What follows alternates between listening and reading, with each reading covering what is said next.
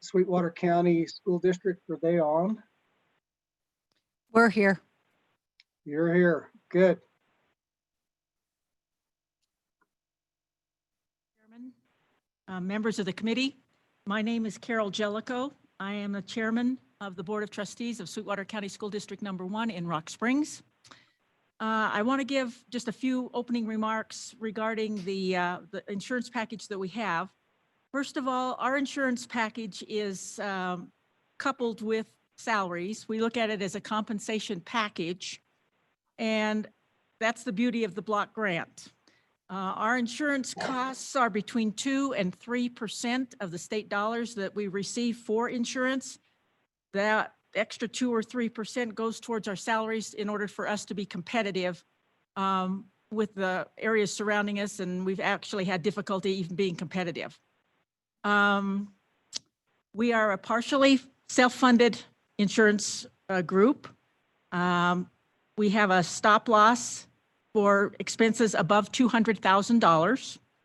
And we have, it's critical for us, we incorporate all of our local providers, including doctors and the hospital, as well as dental and vision providers.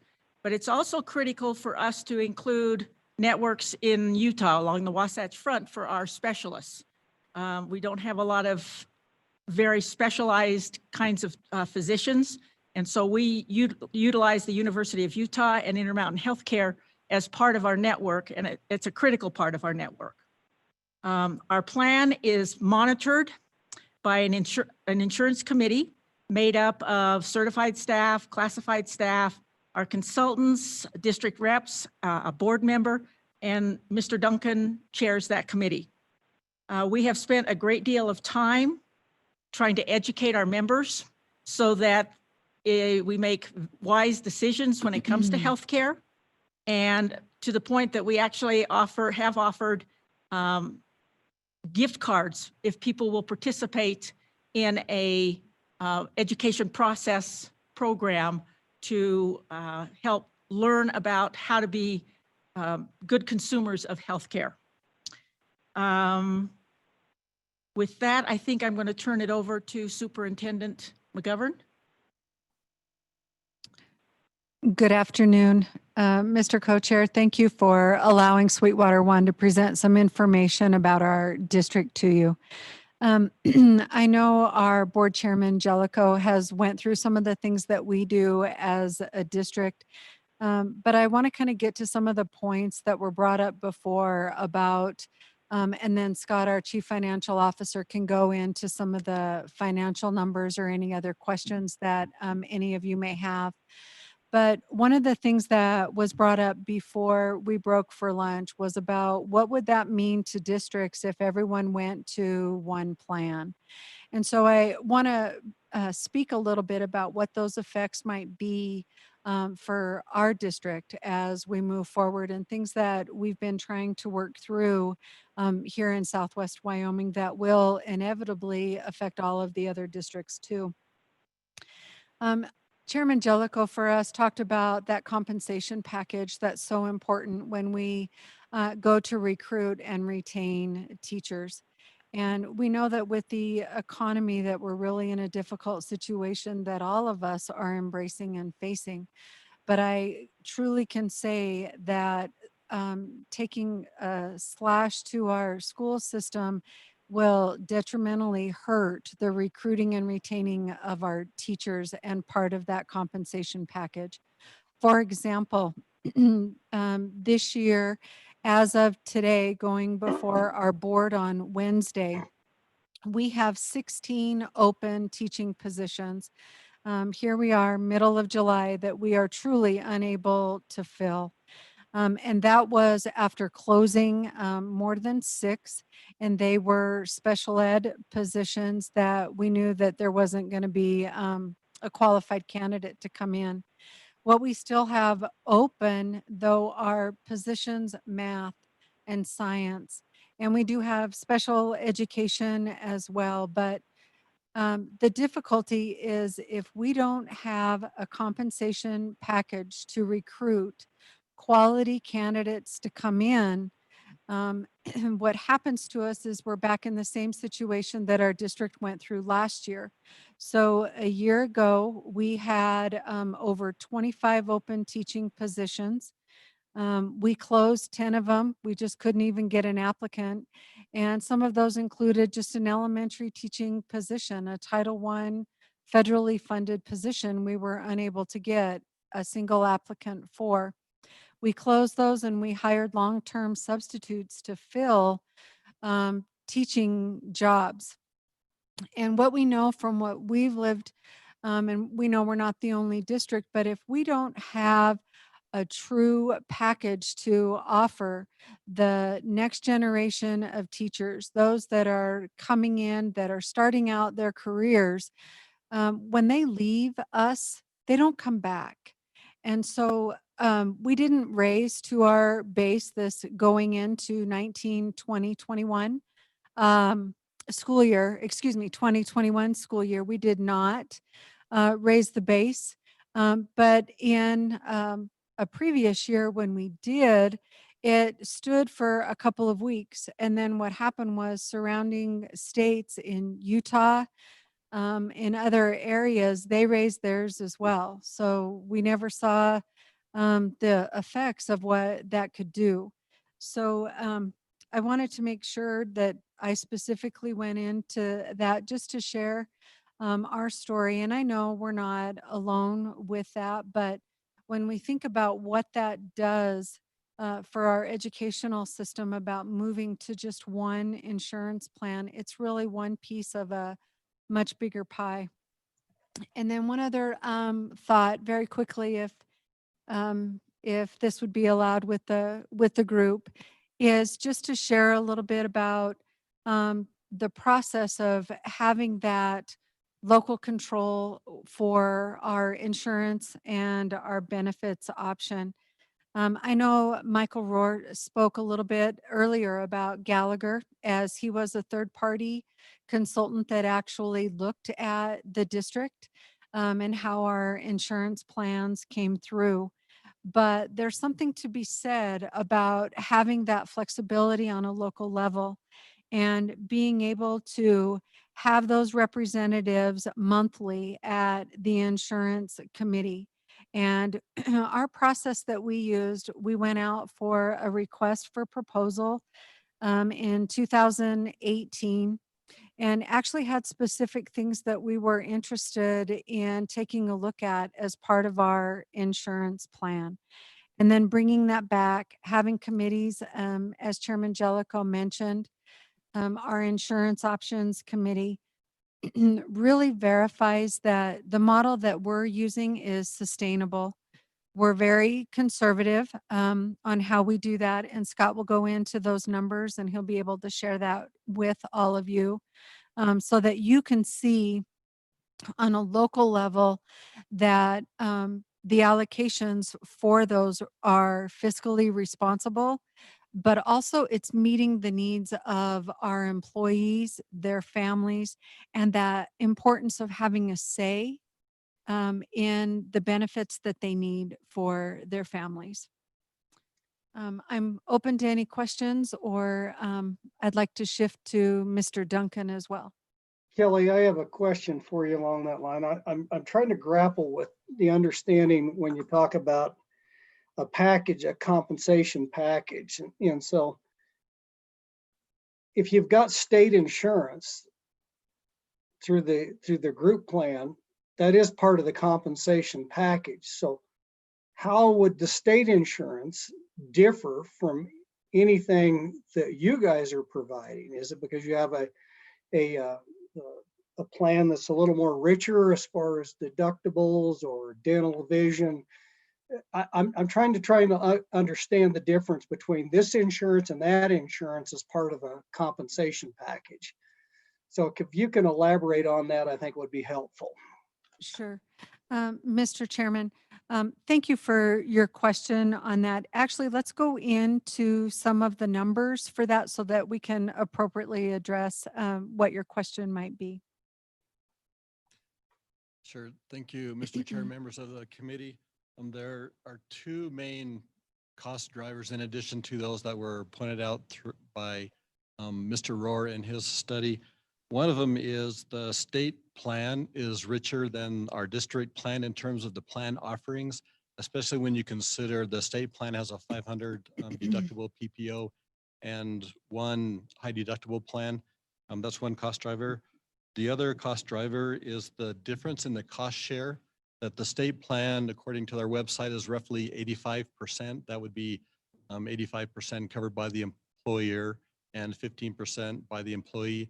And ours ranges from 85% to 63%. So that's two of the cost drivers that haven't already been mentioned as to why the state plan would be more expensive for us to opt into. Follow up on that. I don't understand why it would be more expensive when the state's already funding that level within the block model. So how could it be more expensive if you're already being paid that level within the block grant? I don't understand where the extra expense comes from. So maybe you can elaborate on that. Sure. Yep. As illustrated by Mr. Rohr, I mentioned the difference for the actives. It also includes payments for part-time employees, for retirees and eventual retirees. And there's an amount that you need to pay for current employees for them to opt into the state retiree plan. So by the time you figure all of those factors, then the cost is much, much more than what we are currently spending.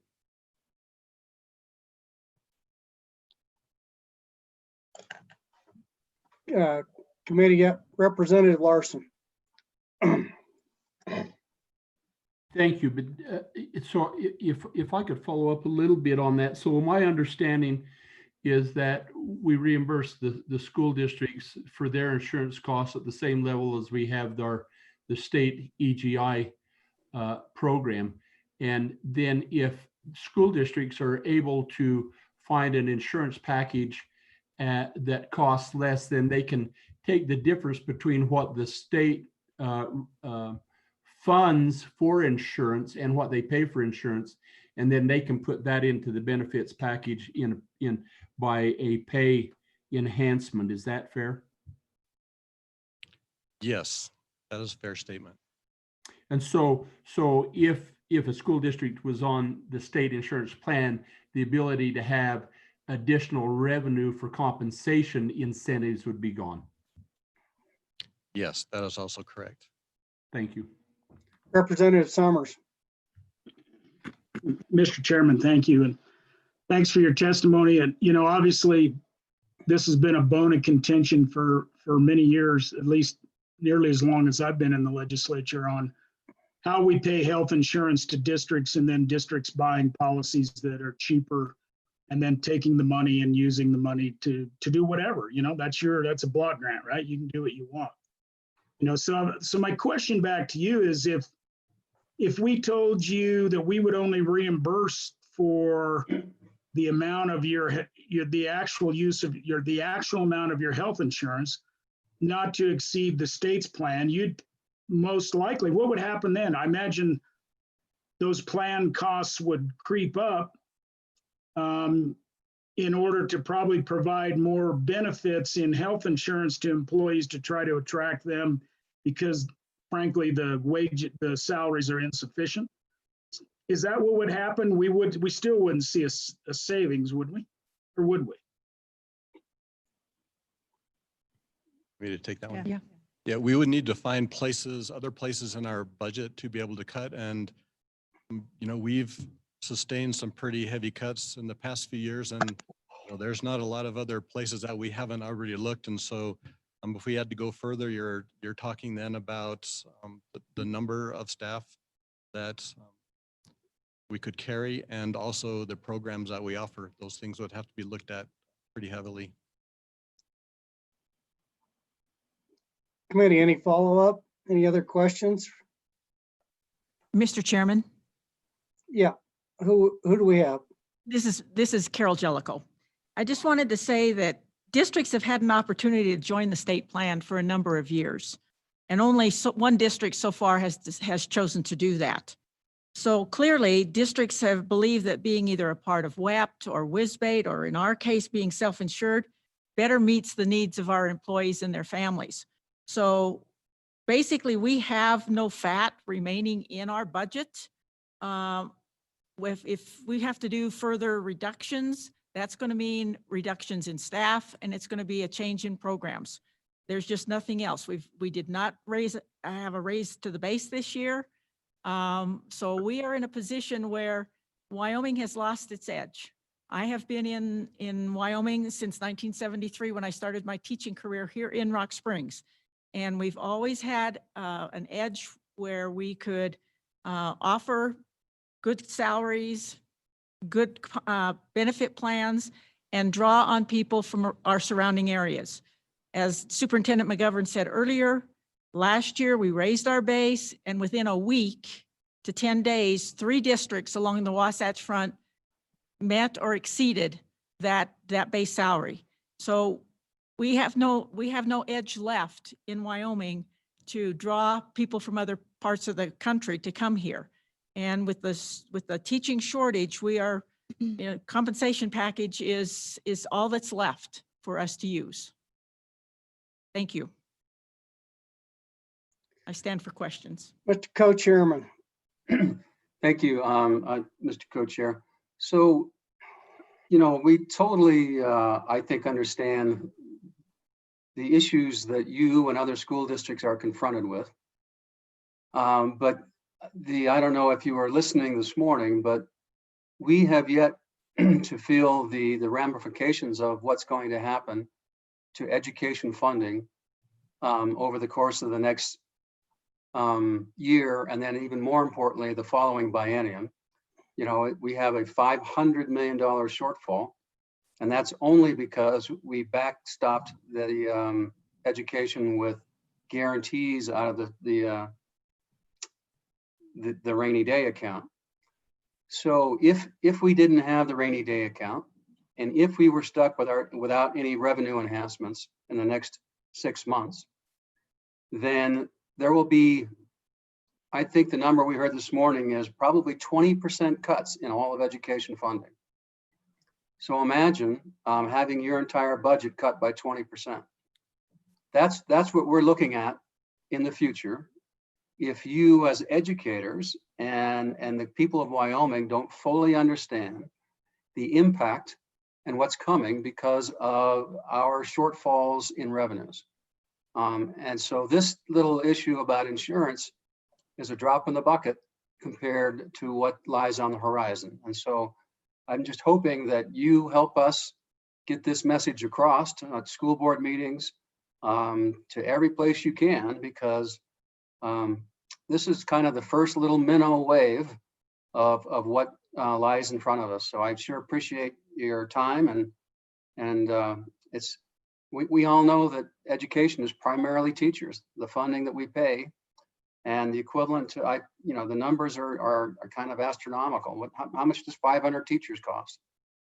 If you look at the full picture over the course of the next 2 bienniums, it could be closer to a 30% drop in revenue.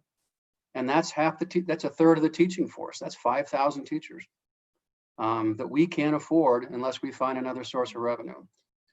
And so it's a very, very sobering picture that we have in front of us. So thank you, and we appreciate your testimony.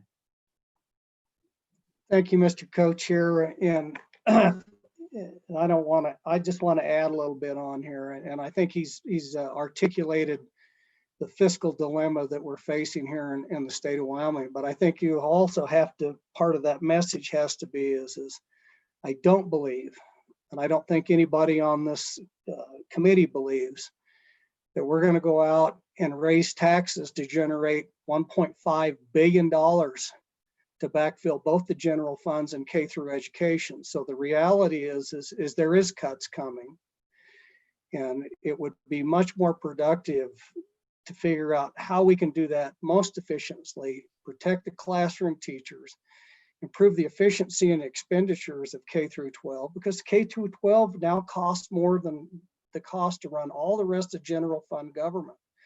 So it's got to be part of the long-term solution. So we're going to look at revenue enhancements, but the idea that we're going to do revenue enhancements for the status quo, it's just unrealistic expectation from anybody's standpoint. So I think Mr. Co-Chair makes a really good point. You know, the school boards, school administration has to be part of the solution, but the solution can't be just fund us the way we've always been done in the past, because it's just not an option with the taxpayers of the state of Wyoming. There's got to be some middle ground, and I think that's what we're asking for you. And I think that's what Mr. Co-Chair's message was, is you have to be part of this solution going forward. But I do appreciate you guys providing some edification on how the insurance program works within Sweetwater County. And thank you, and please stay engaged as we move forward. Any other questions or comments, committee? All right, thank you. And I think next on the agenda, I see Mr. Co-Chair for the Senator Bebout's back. So I am going to turn the meeting back over to him. Senator Bebout, we are next on the agenda is Blue Cross Blue Shield. I believe we have Wendy Curran and Michael Wells with us. So I will turn it over to you, Wendy, and then Senator Bebout, you can take it from there. Well, I appreciate that, Senator Hicks, but ball's in your court. Continue. All right, Wendy. I'll let you know Thank when you. I'm back involved. All right. Thank you, Mr. Co-Chairman and members of the committee. I'm Wendy Curran. I'm a Vice President of Care Delivery at Blue Cross Blue Shield of Wyoming. And I am joined today by... My name is Michael Wells. I'm a Vice President and CIO at Blue Cross Blue Shield of Wyoming. I oversee actuarial function here. And so that's my we do not have a prepared presentation for you this afternoon. I believe we did have distributed some background information just about the company. But the information that you have heard from both WEBT and from WisBate has been very useful. We are here primarily to answer questions. I know there had been questions earlier about the TPA arrangements and how that worked. I don't want to take up a lot of time, so I think in the interest of that, we will simply offer to respond to any questions that you may have for us today. Members of the committee. Representative Summers. Mr. Chairman, thank you. And probably I should have asked A&I this question, Wendy, but I'll ask you anyway. When we have our state healthcare plan and it's through Cigna, I assume Cigna is a private company, I'm guessing, much like you are. Is there an opportunity, is that a contract that goes out for bid? Do we have an opportunity to see the best competition possible between providers of insurance for our state plan? So how often does that happen? Do you know, and have you guys ever put in a bid on that? Mr. Co-Chair, Representative Summers, yes, the state plan does go out for third-party administration bid. I believe it has been for a 3-year contract period. 5. Oh, they're telling me it's been a 5-year contract with an option to automatically renew for 2 more.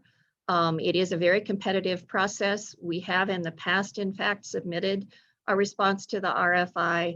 I don't know what the timing is for when that might come up for bid again, but it is a competitive bid process. Just a follow-up, Mr. Chairman, if I may.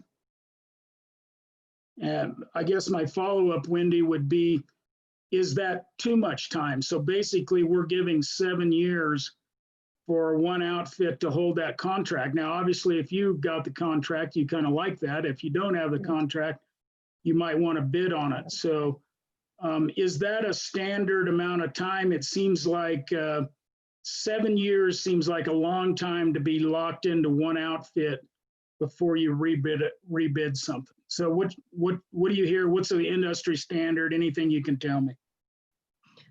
Mr. Co-Chairman, Representative Summers, I may have misspoken. I believe that the contract period is 5 and not 7. It is a 3-year contract, and there are 2 provisions for automatic 1-year extensions. So I believe the total time is 5. In my own personal opinion, I would say the rapidness of which healthcare is changing, new innovations, new care delivery patterns, that there might be some efficiencies that could come sooner. I don't know that there is an industry standard.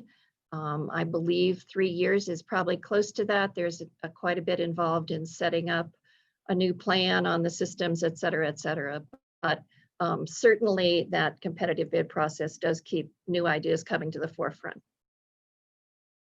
Thank you, Mr. Chairman. Yeah, Wendy, a question I have, and it's often referred to that Blue Cross is the only insurance company in Wyoming, but I believe it's the only insurance company that offers insurance under the Obamacare. And there are other carriers in our state that can offer private sector insurance. And because I'm in the private sector, I've had an opportunity and to look at that market.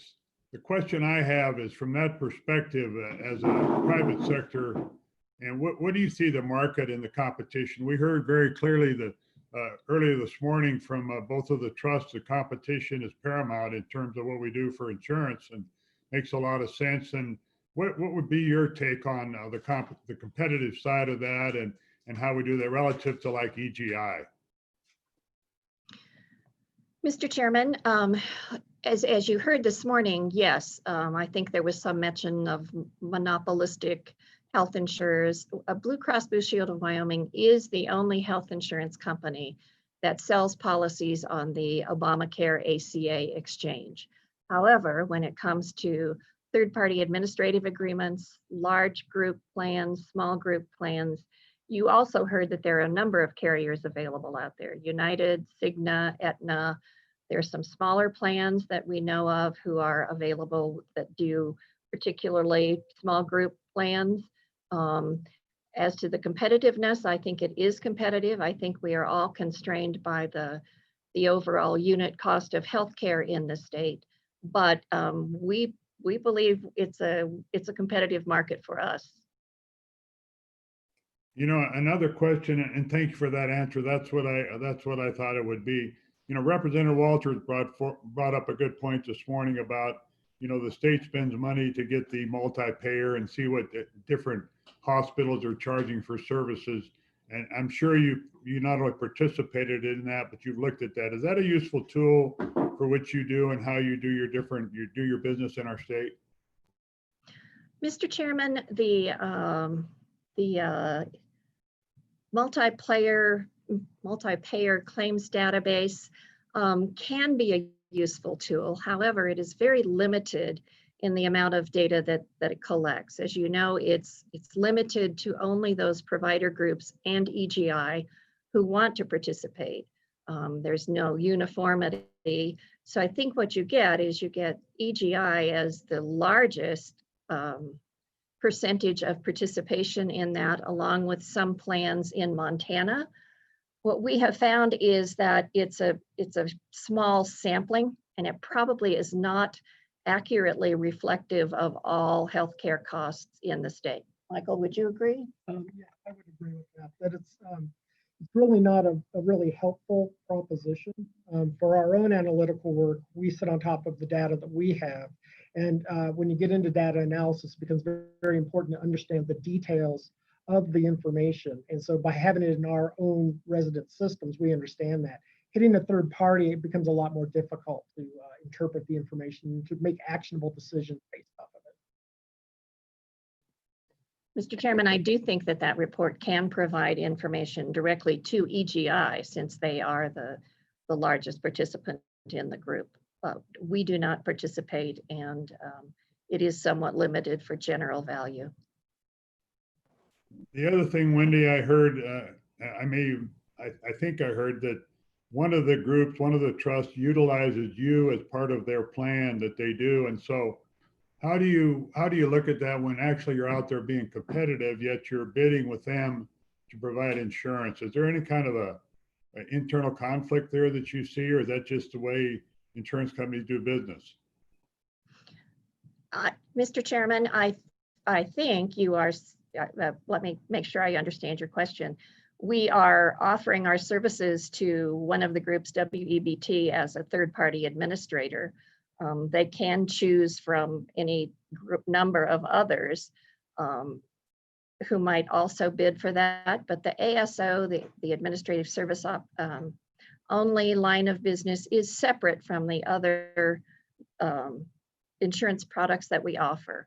And I may not have understood your plan completely, but I don't think that there is any inherent conflict. We are treating those as separate lines of business.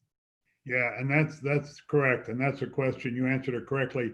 The other thing is I looked at, clearly the competition works, and I look at the different trusts, and they seem to go out in all different directions, whereas Blue Cross is kind of one-stop shop for everything. It seems to me that you would be competitive in that environment. Is that an environment, without getting your business model, that you look at? Are you more interested in your model looking at more of the private sector, like a business that I would have?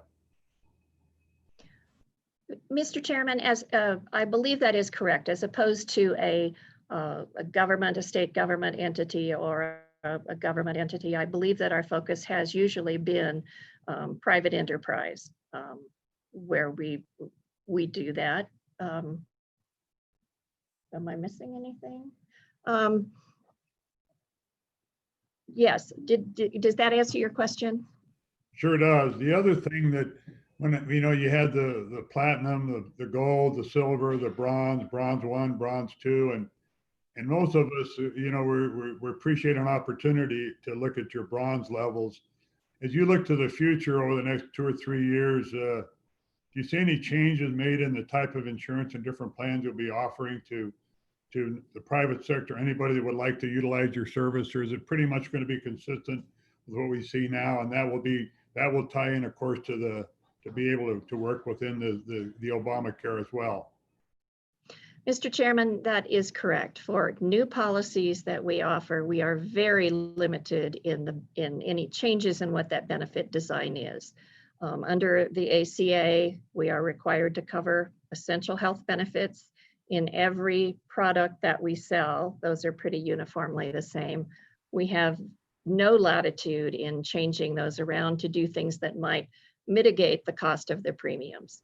And as you well know, the people who are hurt the most by this are the people who are purchasing those new policies, don't have access to some of the subsidies that are allowed under the Obama ACA. And so we're restricted, you're restricted. We have to provide a certain set of benefits, and a certain segment of our population is required to pay that. We wish, and we have looked for ways to address that problem, and we'll continue to do so. And I apologize to the committee. I should not refer to it as Obamacare. I should say the ACA. So I apologize for that comment. Any other questions, members of the committee, that you might have of Wendy or Blue Cross at this particular time?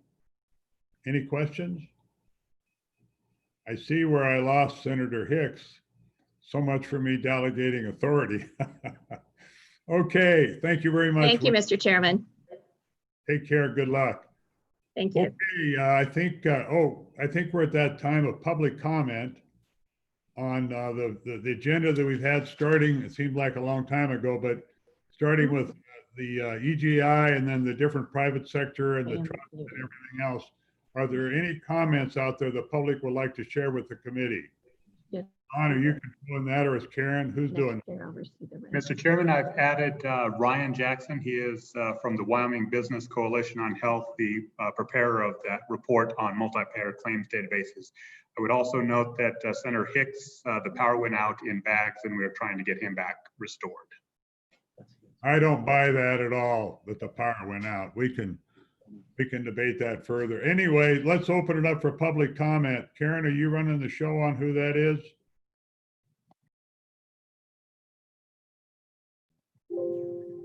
Sir, I believe we have. Ryan, welcome to the Joint Appropriations Committee. Go ahead. you know the drill and address the chairman, and we appreciate you being here and look forward to your comments.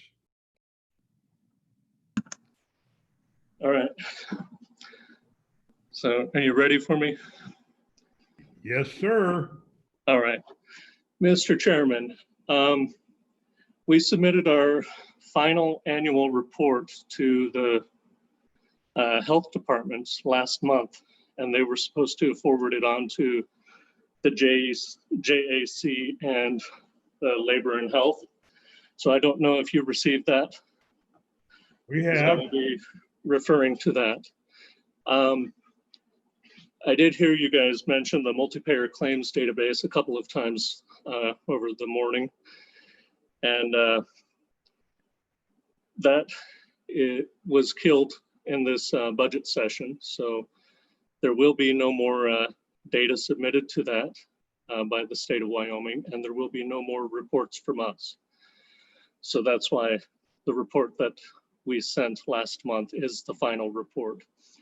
And it shows that even though EGI is stating that they're doing significant cost savings measures, they implemented those in 2017 and 18, and yet 2019, which is the data that we submitted in this report, shows that things are significantly worse than previous years.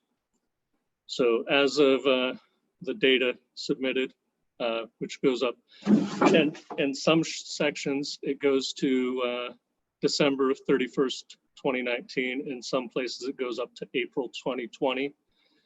So it's, we do try to put notes in that report so you can see which is which. But across the board, we are still averaging significantly higher medical costs for almost everything than the state of Montana. We are on average 65% higher for every procedure. And the pharmaceutical costs are still not being managed properly. Cigna claims that they have their own PBM, but we have recommended in the past that they, the state EGI would save more money if they went with a third-party PBM, or at least audited the Cigna PBM, because in 2018, the pharmaceutical costs, the prescription drugs, made up 13% of the cost of all the claims that the state was paying out. And in 2019, that became 20% of all the claims costs. And so that is a significant increase. You're increasing by more than 50% year over year. And I'm afraid that EGI may be reporting being in the black at the moment, but there's a lot of elective procedures, joint replacements, et cetera, that have been postponed this year due to COVID. And so I think that you guys are going to see huge expenses once people start going back in for those elective procedures. You're going to be hit with 6 months worth of procedures in probably 2 months once people start going out for those things. So I just wanted to bring that report to your attention, and it does have details, and you guys are free to email me for comments after this call, or you can ask me questions now. Anybody have any questions of Ryan at this particular time? Anybody? I see Senator Guru. Go ahead. Thank you, Mr. Chairman. Ryan, 65%, did I hear that right? 65% higher for cost of procedures in Wyoming versus states that surround us? Mr. Chairman, that is compared to Montana, which is the highest in the region, but we compared to Montana because it is more comparable to Wyoming, since they don't have a medical school and they don't have the significant foundations contributing that Utah and Colorado do. So Montana is the closest comparison, and we are 65% higher across the board. One of the things that I did point out in the report also, I should have mentioned this, is that more than 9% of the total claims expenses are listed as other outpatient or other inpatient, sorry. Most insurance companies would require that the hospitals and providers clarify exactly which category it fits into. But I think it's 9.26% of all of our claims, which I broke down is about $2.5 million a month, are spent on ones that are not categorized. They are just listed as other. And that makes it look like our inpatient costs are slightly lower than Montana, but when we add these other in, it's significantly higher. It's almost double Montana for that category. And our pharmaceutical costs are much higher than Montana. We also show that Montana had decrease in utilization in 2019, where Wyoming had a 20% increase in utilization. And our cost per member per month has gone up significantly. So the cost savings initiatives that have been stated by EGI that they initiated in 2017 and 2018, we show with our data from 2019 that those did not save, but they actually cost the state. This is tens of millions of dollars wasted. And while we've had criticism of the claims database, and Cigna hired a lobbyist to kill our plan earlier this year, the multi-payer claims database, that we see that if they would implement our recommendations, they would have saved far more than the cost of keeping that claims database. And that claims database also gives us an independent way to audit these things and see if they're doing things. Because if you look at their reports, it looks like all is well and everything's going great, and you know, they're just doing the best you can ever imagine. So. Follow up, Mike, are you that good? Okay. Well, actually, yes, Mr. Chairman, if I could, just one other thing. I know, and we've talked about at our local hospital about the backlog of procedures. Do you have any hard data on that, or just, you know, what you're hearing from around the country, or, you know, just anything you can share with us? It's really hard to have hard data on things that are postponed, especially since some hospitals have started taking some of those elective procedures, and some still don't know when they're going to take those elective procedures. So it's kind of up in the air. But I think if you look, you guys can probably access the state's EGI data for last year, this time of year, to see how many procedures were being done each month, and get an estimate of, you know, we have probably 4 months of gap, maybe 6 months of gap, and it all has to be done at some point. So. Thank you. Co-chair. One of the things that, you know, leakage is what we've been talking about for years in Wyoming, where, you know, people will go to like Colorado. You didn't compare us to Colorado. I'm sure it's even more significant. Yeah. We want to have these services in Wyoming, so we want to have our cake and eat it too. And it's sort of difficult, but you know, when you look at those numbers and the percentage over and above where Montana is, one place is just off the charts that happens to be in Fremont County. So do you see any scenario there that exists in Fremont County where I believe we're at 805% and most of them are around 350? None of it's good, but why Fremont County would be so high? Do you have any idea what that might be, or any thoughts on that? Mr. Chairman, part of the problem is that the largest payer in the state is the state EGI. And if they would use their leverage to bring those costs down, then it would help everybody in the state. Because there's no reason why those providers are charging that much. It's not a matter of utilization. This is a cost per service that's higher. And we're showing that the utilization went up 20% from 2018 to 2019, and the costs are higher than ever. So it's not low utilization, and we just have to use something to pressure those providers to negotiate. And I love Wyoming. I love our hospitals, and I'd love to see people stay in the state. We're losing at least 25% of the people to other states when they need to do these elective procedures. And we need to bring those people back. But if the hospitals want their customers, then they need to negotiate. And it's been proven successful in other states. And if the state EGI were to use some of that size to benefit the people of the state, especially now when we're in a tight year, that it would do all the good in the world. And I think if we have a good negotiator go out and talk to the hospitals in Fremont County, then we can get some real benefit. Well, and you know, when you have size like that, that would make a difference. You have the trust and you have the Blue Cross. I'm sure Blue Cross is talking all the time about these sort of things. But as a private sector guy, it's pretty hard for me to go negotiate if I want to proceed. Anyway, any other questions of Ryan that anybody might have? Thank you for your testimony, Ryan. Appreciate it. I thought we had Kurt on there. Is Kurt still out there in the audience to provide some testimony? Kurt, are you there?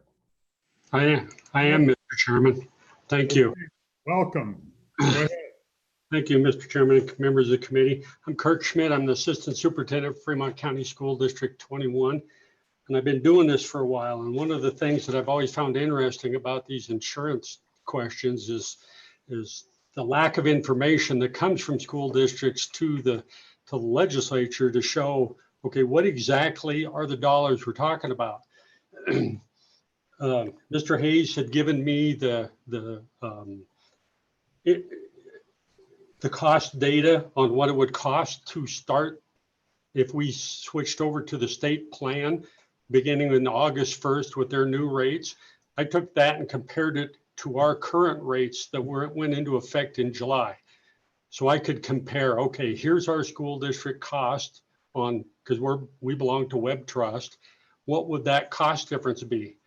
For our school district, it would cost an additional $700,000 per year to move from the Web Trust to the state plan. Now, you saw from the survey, they don't exactly match up. So I just kind of had to do some massaging based on what I know our employees are, whether they're dependent, whether they have spouses. I mean but that's significant.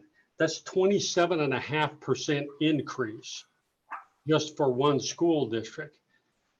Now, you can have a discussion whether that comes from the block grant or if all school districts were moved to the state plan. So that was taken, excuse me, out of the block grant. It's going to cost somebody that. Excuse me, Mr. Chairman. Now, if you look at the information coming from WDE for total health insurance costs for FY19, if you take that percentage and extrapolate it to all the school districts except for Natrona County, that's a $50 million per year increase in the system. I mean, that's significant. I mean, that's $700,000 to us is significant. The party from Sweetwater County was the first one I've heard that they hit it right. When a school board is looking at compensation, they go into a time in the year when they're going to set salaries for the next year. They look at how much money they have to work with across the board. And they have to decide, does that go in salaries? Does that go in benefits? Where does that go? There are times, Mr. Chairman, and you know this better than I do, there are times where it's actually cheaper for an employer to pay more on a benefit than it is to give it in wages just because of the related employment taxes associated with that. That's what local school boards are looking at. They do have a finite amount of money. They know exactly what they need to do, and then they massage that based on what their needs are. One of the things that's interesting, I mean, the whole discussion about claims information I thought was interesting, because every school district in the state can tell you what their claims are. What you're really going to need to look at, and the actuarial idea is correct, because you're taking $100 to $150 million worth of claims from school districts and putting them into the state pool. You saw the graph that Mr. Hayes put up there, that if all the school districts went in, half of the participation in the state plan would be school districts. That's not going to lower those premium costs. Actuaries are very conservative by nature, so they are not going to undercut the current rates that are in the state system. So if you look at the scenario I gave you for our school district, moving schools into the state plan isn't going to save anybody any money. The one thing that's interesting, and I think Co-Chairman Nicholas brought it up, is okay, maybe the state ought to look at doing different things. School districts are very smart consumers of insurance. Now, obviously, a school district can react quicker than the state of Wyoming. When you go through the committee process that affects all the state employees, a school district has a huge advantage, because we can do things, we can manipulate our plans to say, okay, we need to move away from these low dollar deductible plans to high dollar and make our people be better consumers. We can do that much better than the state plan. The difficulty, and one of the things that has come up with regards to the block grant is the theoretically the ghost employees. Well, you're getting reimbursed for this employee, but you really don't have health insurance.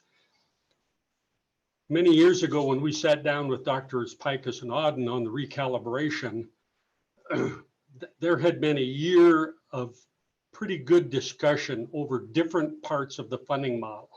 There was a lot of debate. Well, this one's over reimbursed, this one's under reimbursed. A group of business managers met with them, and our question was, did the funding model as a whole give enough resources to fund education as a whole? Which means you don't pick and choose. You win some, you lose some, you go around. One example that I used was, okay, property and casualty insurance for schools. Last fiscal year for 19, there was over $7 million paid for insurance to protect the buildings, the contents, the liability. Okay, there's nothing in the funding model that contemplates paying for that. But we do have the resources as a whole, obviously, because we carry property and casualty insurance to pay for that. So that's the question, is as a whole, does it do that? The funding model is not a staffing model. It is not prescriptive that says thou shalt hire these many principals, these many teachers. It doesn't do that. It gives the school boards the local authority to do what they want to do to make their system work. And that's what's happening with health insurance. We're pretty good consumers. And as you can see by my numbers, Mr. Chairman, it'd be significantly more for school districts to go into the state pool. It would for us. I mean, Appreciate you taking that comparison, because that's some good data for us, Kurt. I really do. And we need to, we're running short of time. Is there any other thing that you would like to add? I hate to cut you off, but is there anything else you'd like to add, Kurt? No, Mr. Chairman, thank you very much for allowing me to talk. Not a problem. We're glad to hear that testimony. Does anybody have any quick questions for Kurt? Okay, thank you. Karen, understand the power outage down in Bags. If you would get a phone number to Larry, I see maybe he's just calling in now, so he can get us on board. Okay, do we have anybody else that wishes to provide public testimony, Don or Karen? Mr. Chairman, you do have Janine Bay-Teske. She did not file by the 5 p.m. deadline, and she can either go now or at the end of the meeting. Yeah, let's go at the end of the meeting so we can get on to our agenda. We'll do that. I hope that works for her. Okay, thank you. Now we're going to go to ETS, and as I look at our schedule, we have Michael's going to lead the charge on this. Michael, there you are. Go Thank you, ahead. Mr. Chair. Thank you, Mr. Chairman. Can you hear me all right? I can. Everybody else? Okay, all right. Go Sometimes ahead. my microphone doesn't work as well. I don't know why. But Mr. Chairman, I'm Michael Swank with the Legislative Service Office. I'm a senior fiscal analyst with the Budget Fiscal section. I'm going to do a kind of a quick run through of the ETS background or white paper memo that I submitted to the committee. It was dated June 29th, and I believe it is material number 8-01 on the website. As you know, this is the second straight year of ETS as an interim topic for the committee. Last interim, there was more background provided on rate setting, other aspects of ETS. This particular white paper is an attempt to provide the background, at least on the budgeting financial side of, how they interact with agencies, project reviews and approvals, that sort of thing. It provides some background kind of on how ETS was formed and why it was formed, basic consolidation, reasons for consolidation of the agency, and states IT services around state government. So I just wanted to kind of go down, I want to skip over the policy questions that are at the beginning of the memo, but I wanted to get down into kind of the meat of the memo that shows kind of where the agency is at currently. The agency did participate in the Efficiency Commission in the last few years, starting in 2017. Two of the major components that impact ETS from that Efficiency Commission are bulk purchasing, which I believe there's a link in the memo that shows you their bulk purchasing report that they provided to the Efficiency Commission, as well as advocating and now piloting an e-signature enterprise solution for state agencies. The agency's comments to the commission over time were basically that many agencies were getting independent or individual e-signature solutions for their processes, and this was the agency requested funding and was approved by the governor last fall to pilot an enterprise solution for the state. I did want to note that the efficiency consultant that worked with the commission and the governor, Alvarez Marsal, does have an overall technology integration recommendation for the state. That is, I think, influencing several efficiency projects that were approved by the governor last fall. And I do have a link to that consultant's final recommendations on technology integration in the letter. Going down into the memo a little bit further, I kind of summarized some information that's most recent to the agency. There is a summary of the IT inventory for which ETS is working on and has assigned staff to get a more comprehensive and thorough, accurate inventory, which will, in the end, hopefully inform how they review and approve and help purchase IT components and projects in the future. Part of last interim, I believe Director Knopf noted, he is looking at kind of refocusing the agency on customer service and the IT service management framework. I didn't go into a lot of detail, but I wanted to remind the committee that they are in a initial implementation phase of that for the summer of 2020. Somewhat specific to IT project planning, there's more detail in the memos, particularly related to the criteria ETS uses when they review projects from agencies. The agency does kind of two different types of reviews. There's the pre-budget review, which you see the back end of during the budget hearing. So you'll see all the requests in the budget request, or the requests of agencies in each of their agency requests for IT projects, IT components, that sort of thing. They do a preliminary review in combination with the budget office on those requests.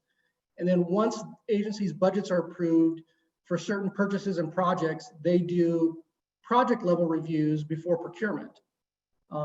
So that's kind of an area that the committee doesn't get as much information on after budgets are approved. On page 6 lists the criteria that ETS provided to LSO related to their larger project reviews with business case plans. The last couple items I wanted to touch on was the recent developments area.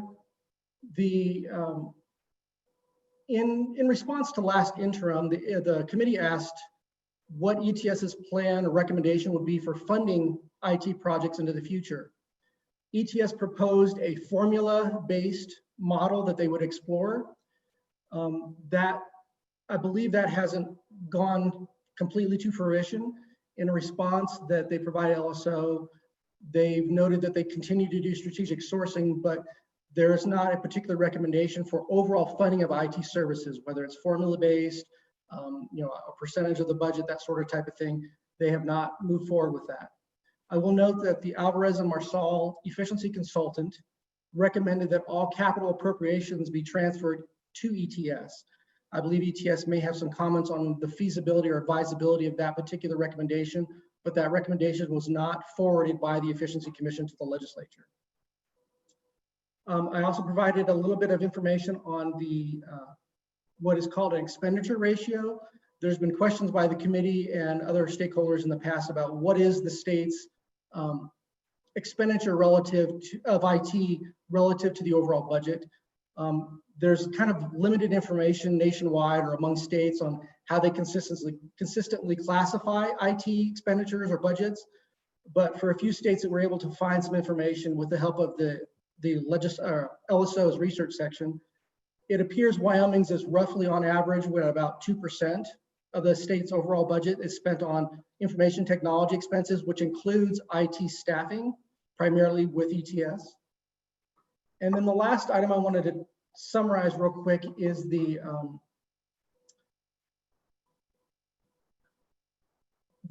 external maintenance agreements. As you're aware, this past biennium, a lot of the IT expenses, particularly maintenance service agreements or external service contracts, were recommended on a one-time funding basis by the budget office and the governor. For the vast majority of those, the legislature concurred with those recommendations. So in the next biennial budget, there will be a lot of external maintenance agreements that are going to be requested again as exceptions because they were only funded as one time. If you look into if you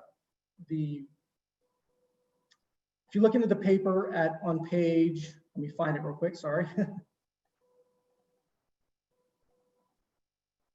On page 8 of the paper, it gives a table of kind of the expenditures that we could define in Wyoming and particularly other states.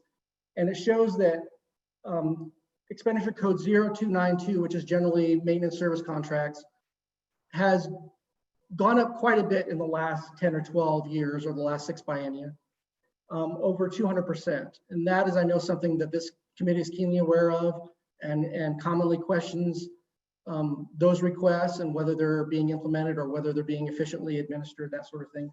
But I wanted to bring that to the attention because I believe that comes into play when you talk about the budget requests of the agencies, not just large projects, but how they maintain those projects over time. And then the last thing I provided, I'm not going to go over the IT consultant because I believe I'll defer to Anna Mumford on that one. She'll have a quick summary of that. But also provided some information related to the National Association of Chief Information Officers, and what they have surveyed will be the most important or priorities or the most common priorities among the states in the next year or so. And I believe that is on the final page of the white paper. That's kind of a quick and dirty summary of what is in there. I'm happy to sit for questions. Representative Summers, go ahead. Mr. Chairman, thank you. And Michael, thank you for the white paper. You know, going to page 8, I've got a lot of feedback. Can you guys hear me okay? Yes, thank you. Yep. So page 8. Michael, welcome to mute. Say again? Welcome to mute. There you go. Okay, thank you. So page 8, Michael, if we look at that, so somewhere around 2011, 2012, ETS kind of took over more of the work. And if we look at that table 2 on page 8, we see that as a portion of the percentage of the budget, it dropped from about 2.4% for the next 3 years, I guess, or no, I guess 3 bienniums, 2 bienniums, whatever, 3 bienniums, it goes down to about 1.82%. A person wouldn't think that's much, but if you look at it percentage wise, that's a 25% drop. If you drop from about 2.44 down to about 1.82, it's about a 25% drop in expenditures for IT. And now we're seeing in 2019, 2020, that bump up to 2.10. So we're starting to climb again by about 15%. So do you have any insight? You know, we actually saw a fairly sizable, in my opinion, decline in expenditures if you use it as a percentage. You know, don't, you know, you just have to realize you're comparing a small percentage to a small percentage. But it was a substantial drop right about the time we went to ETS. Do you have any insight on that? And then now we're starting to see it creep again. And do you have any insight on that? Nationwide, right, it's 2%, but we were seeing something better for a while, and that's what concerns me. So do you have any insight into that? Mr. Chairman, there's a few, I don't have kind of a lot of specifics on that, but if you look at the table, you'll notice that in 11-12 into 13-14, there's a large decrease in the 400 series. Now, part of that is that there's a consolidation of staffing. That's the time when ETS was consolidated, and my expectation is that there's efficiencies made and found when ETS was consolidated. So there's some initial larger decreases in funding IT services in that area. The only thing I can think of why we're seeing some increases, you'll notice on between 17-18 and 19-20, there's about a $10 million increase in maintenance service agreements and some slight variation in the other codes. I'm not sure what attributes to that rather large or 20% increase in external maintenance agreements, but that may be one area where the state is utilizing more services from external contractors as opposed to being served directly by ETS. I would expect some more detailed response from the members of ETS. Okay. Mr. Chairman, a quick follow-up. Sure, go ahead. Mr. Chairman, thank you. And Michael, just a question I would have, and we have these legacy systems, and all these legacy systems are horrible. Well, frankly, they were cheaper. And regardless of whether anybody learns COBOL or not, now you could teach them. And I still go back to, have we done a look at what the cost over time was of our state-run systems versus the externally managed systems? And is there any other state in the union that's actually taking a look at running their own systems instead of getting hooked on this ever-increasing maintenance agreement issue? Mr. Chairman, I am not familiar with an analysis that goes into that detail. I do believe, having been one of the project managers, leaders on the evaluation 2011, I know there's been concern over time with ETS's ability to service agency-specific systems. Even with the consolidation, there's been concern with staff at ETS having the breadth and depth of knowledge to manage a variety of other systems in-house with the agencies, as opposed to relying on external contractors. But I'm not familiar with that type of analysis, but there may be more specifics that ETS could provide. And Mr. Chairman, just to follow up, my concern is, and it happens all over the country, my concern is we hit the easy button. And when we hit the easy button, it automatically costs us more money. And I don't know if we can get around it, but it just is a continuation of my discomfort with these external costs. Anyway, with these costs. Representative Larson. Thank you, Mr. Chairman. And Michael, I really appreciated this document. I thought it was very informative, but it left me a lot of questions on process. And I've got 3 questions that I'm hoping you can help me maybe understand. Is when you was visiting with ETS and you was looking at the review process, do they set a time limit on how long the review process should take? Or is there an average time? Are we efficient on that, or does it lag? Mr. Chairman, Representative Larson, that was not a specific element of my research, but I do know in the past that most of the processes are reliant on the agencies, the type of project or program they're looking at, and how complex it is. So you may get, it's similar to like what you might have with an RFP, where if you have a larger project, it has much more variety, whether it's the RIS system with YDOT, the length of time for which they need to review and make sure that it matches the agency's needs, the agency's mission, that sort of thing, is going to be varied depending on the agency, the system, and the dollars involved. Okay, thank you. And then, Mr. Chairman, my second question, if I may, is as I look at the process, and on page 6 there, it talks about this Information Technology Policy Council, which reviews all of the information technology requests. And I didn't know who that was. And so I looked it up, and I find that our previous director is still the head of that council, and that all of the members of that council terms have expired in 2018. So does this council exist? And are they being used? Mr. Chairman, I have not looked up all the members of the council. My understanding is that it would be with the current agencies in those positions. So it would be the CIO, the current CIO. Obviously, it would be up to ETS to update their website to make sure that that is the current membership.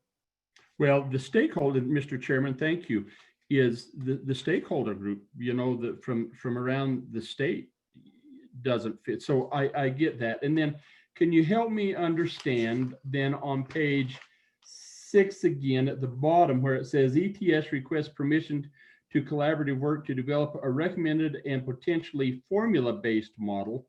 But then on page 7, you say that it's not intended to result in a formula-based approach. Mr. Chairman, Representative Larson, my understanding in my communications with ETS is that response from last year was an intent. There was not really a lot of follow-up with the JAC in the intervening months, and they have now since not pursued that as I guess expressed last interim. My understanding is they are looking at potentially other ways, but it has not been explained in detail to me. Well, there we have it, Mr. Chairman. Thank you. Anybody else have any questions of Michael? Anybody else? Okay, thank you very, very much, Michael. Well done. Anna, we're moving on to the update on our consultant RFP. Thank you, Mr. Chairman. Anna Mumford, LSO. I'll keep this pretty brief. It's just a status update on the ETS consultant RFP. As you all know, Section 324 of the budget bill requires LSO to retain a consultant to conduct a review and provide recommendations on information technology funding requests. In Michael's memo, he kind of laid out the parameters of that request, so I'll just defer to that to keep this brief. But I do want to point out that the law did appropriate $750,000 for this study, but it provided that the contract was subject to the approval of Management Council. Last month, during budget cuts for the legislature, Management Council did reduce this to $200,000. The RFP was released June 15th. We attached an addendum to the RFP to notify everyone that there was a reduction in the appropriation. The proposals were due last week on July 7th. We did receive 7 proposals, and the presiding officers have appointed members of JAC to evaluate the proposals, and that evaluation committee received the materials last week. The presiding officers have asked that evaluation committee to report back to Management Council by at least Friday, July 24th.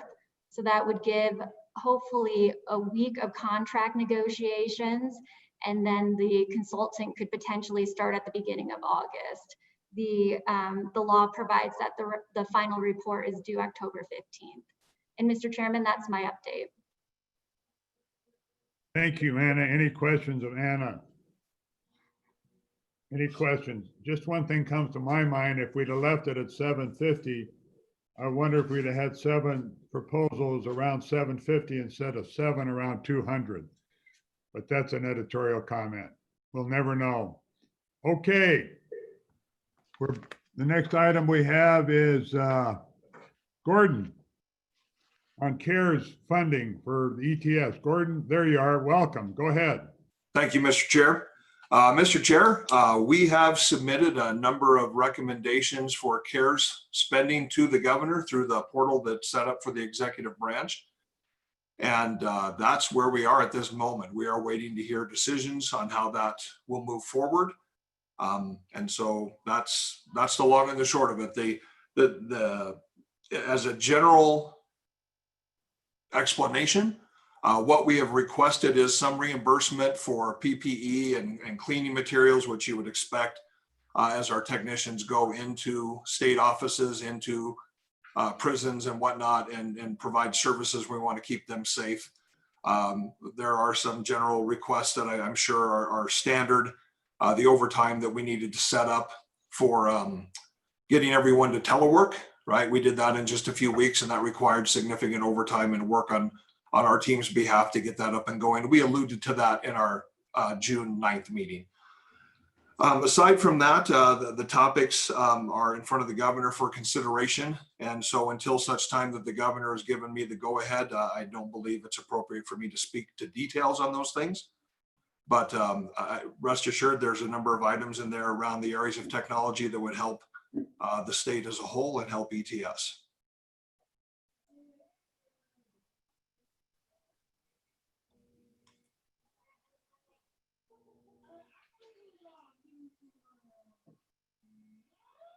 Let me unmute. Let me ask that question again. Can you share the dollar amounts with us, and does it in any way, shape, or form help us on your budgets that you've already prepared for us and we've adopted for this next biennium we're in right now? Thank you, Mr. Chair. Let me pull up some of those dollar amounts. I believe I can share those. It'll take me a moment to get those, pardon me. But let me speak to the other part. It obviously it can't replace anything that we've budgeted for and didn't get budgeted, right? Things that weren't budgeted, we can certainly ask for. So in those cases, yes, that would be helpful. Pardon me here.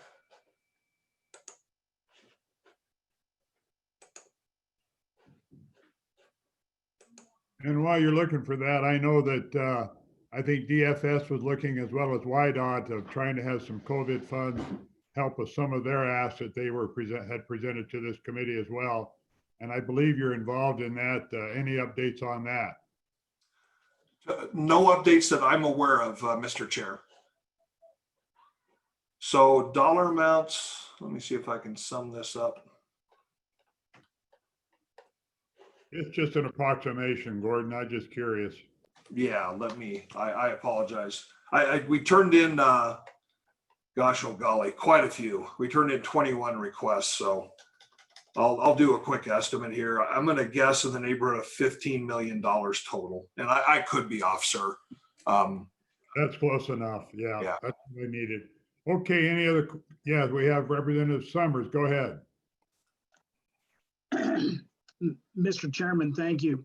And I want to get back or go to the idea, and so Director Knott, my question is, go to the idea of a formula base. So what would happen, if the legislature just said, IT state of Wyoming, we're not going to inflate more than the inflation rate of the country, period. Would over time agencies just develop that into their budgeting?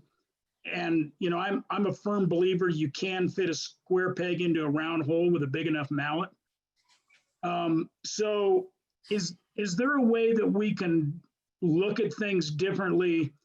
And it's also expectation of these high-tech companies. If they see right up front, Wyoming, you're not going to inflate more than this.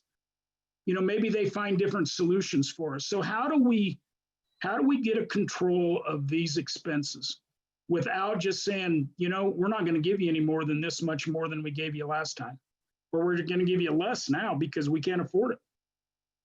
Yeah. Mr. Chair, Representative Summers, good question. And if I may, I'd like to clarify one thing. When we asked about a formula-based deal last spring, what I was talking about was based on inventory. So as an example, if we had an agency that had 100 people, then, and this is a very simple example, so please don't hold this for every agency. And we said, okay, they have 100 computers. And so roughly every year we replace 1/4 of the computers, something like that. That was the formula I was alluding to. Not necessarily a percentage of the budget or a percentage of some other spending calculation. But I think that was the intent of your question. Is that correct, sir? Mr. Chairman, my intent was, I think agencies need to understand we can't inflate budgets at 4 to 5% a year. And so is there a way we can, whether you call it a formula or not, is there a way we can control that? Or if we did do that, what would be the consequences? That's my question. Mr. Chair, Representative Summers, thank you. What I would offer is, I think the first step, and unfortunately it takes a little bit of time, is to get a really good inventory on what we need or what we have, and then what we need. And that part right now, we are in the process of developing. But the short answer is yes, there is a way to restrict unbounded growth, right? And that's, as we do the contracts, as we look for the efficiencies, and we get a better understanding of what agencies actually need to move forward with their jobs, I think we'll be in a much better spot. That's what I've done in my career in the past, and that's a best practice as I've worked with a number of other agencies and entities, IT entities, is we've really got to get our mind wrapped around these things. And I think with the best of intent, we struggled to do that in the past. In some areas we were exceptional, in other areas we didn't have a complete focus there. So having that discipline will help us get to that point. So the answer is yes, there is a way. It's not a 30-second fix though. I wish it was, but it's going to take a little bit to define that approach. Well, we want you to be thinking about that, because what's going on with IT is it's just mind-boggling when you look at it, particularly these maintenance agreements. And we've got to do something rather than just say, okay, we're going to take 10% out of your budget if you figure it out. So, well, anything and everything we can do is going to be beneficial. Representative Larson, go ahead. Thank you, Mr. Chairman. Director Knopp, I'd like to kind of go back to the conversation we had with the governor this morning and using the CARES Act money and making sure that we take advantage of every opportunity we had, and then come back to the question that Chairman Bebout posed to you on the DFS and YDOT systems.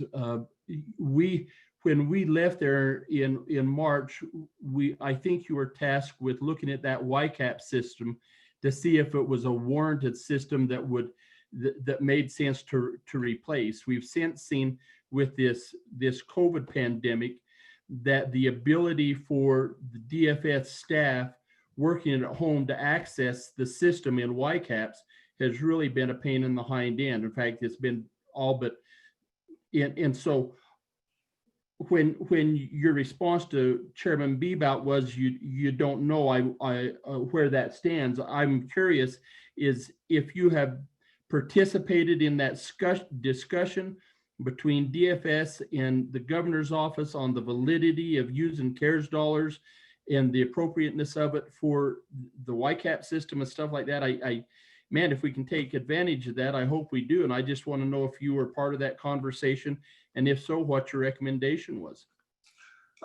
Mr. Chair and Representative Larson, what I can tell you is I have been in discussions with DFS over that particular system and their ask for CARES. Now, beyond that, I will leave that into the deliberation process with the governor. And that's unfortunately the best I can do at this point, sir. Well, and Mr. Chairman, a follow-up if I may, and I appreciate that. But I guess what I'm asking you is because as this committee and we make recommendations, did you feel that system, replacing that system was a warranted replacement in your IT systems? Did you recommend a replacement for it, or is that something that we ought to just put aside until we can find something that you think is a better thing to do? Mr. Chair and Representative Larson, as I visited with the folks from DFS, they made a very compelling argument for why we would need to replace that system. Now, how we prioritize that is, I looked at the technology components of what needed to be replaced or not replaced. And then that priority now falls to the governor to make a decision as to how he believes that should be processed. There is some value in replacing it. We did talk at length that replacing that system, I believe there were some statements made back in March that it might save the state some money if they're off the mainframe system. And the situation is it would save DFS money, but it wouldn't save the state money. So I want to be clear about that. There's still money that we have to pay to run the mainframe system. And as those people move off, there's still some costs that are encumbered there.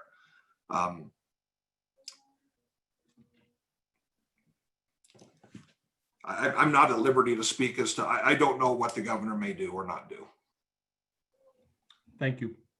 Okay, anybody else? Oh, Representative Olson. Yeah, thank you, Mr. Chairman. Big question since you've been so patient. Yeah, thank you for the opportunity, Mr. Chairman.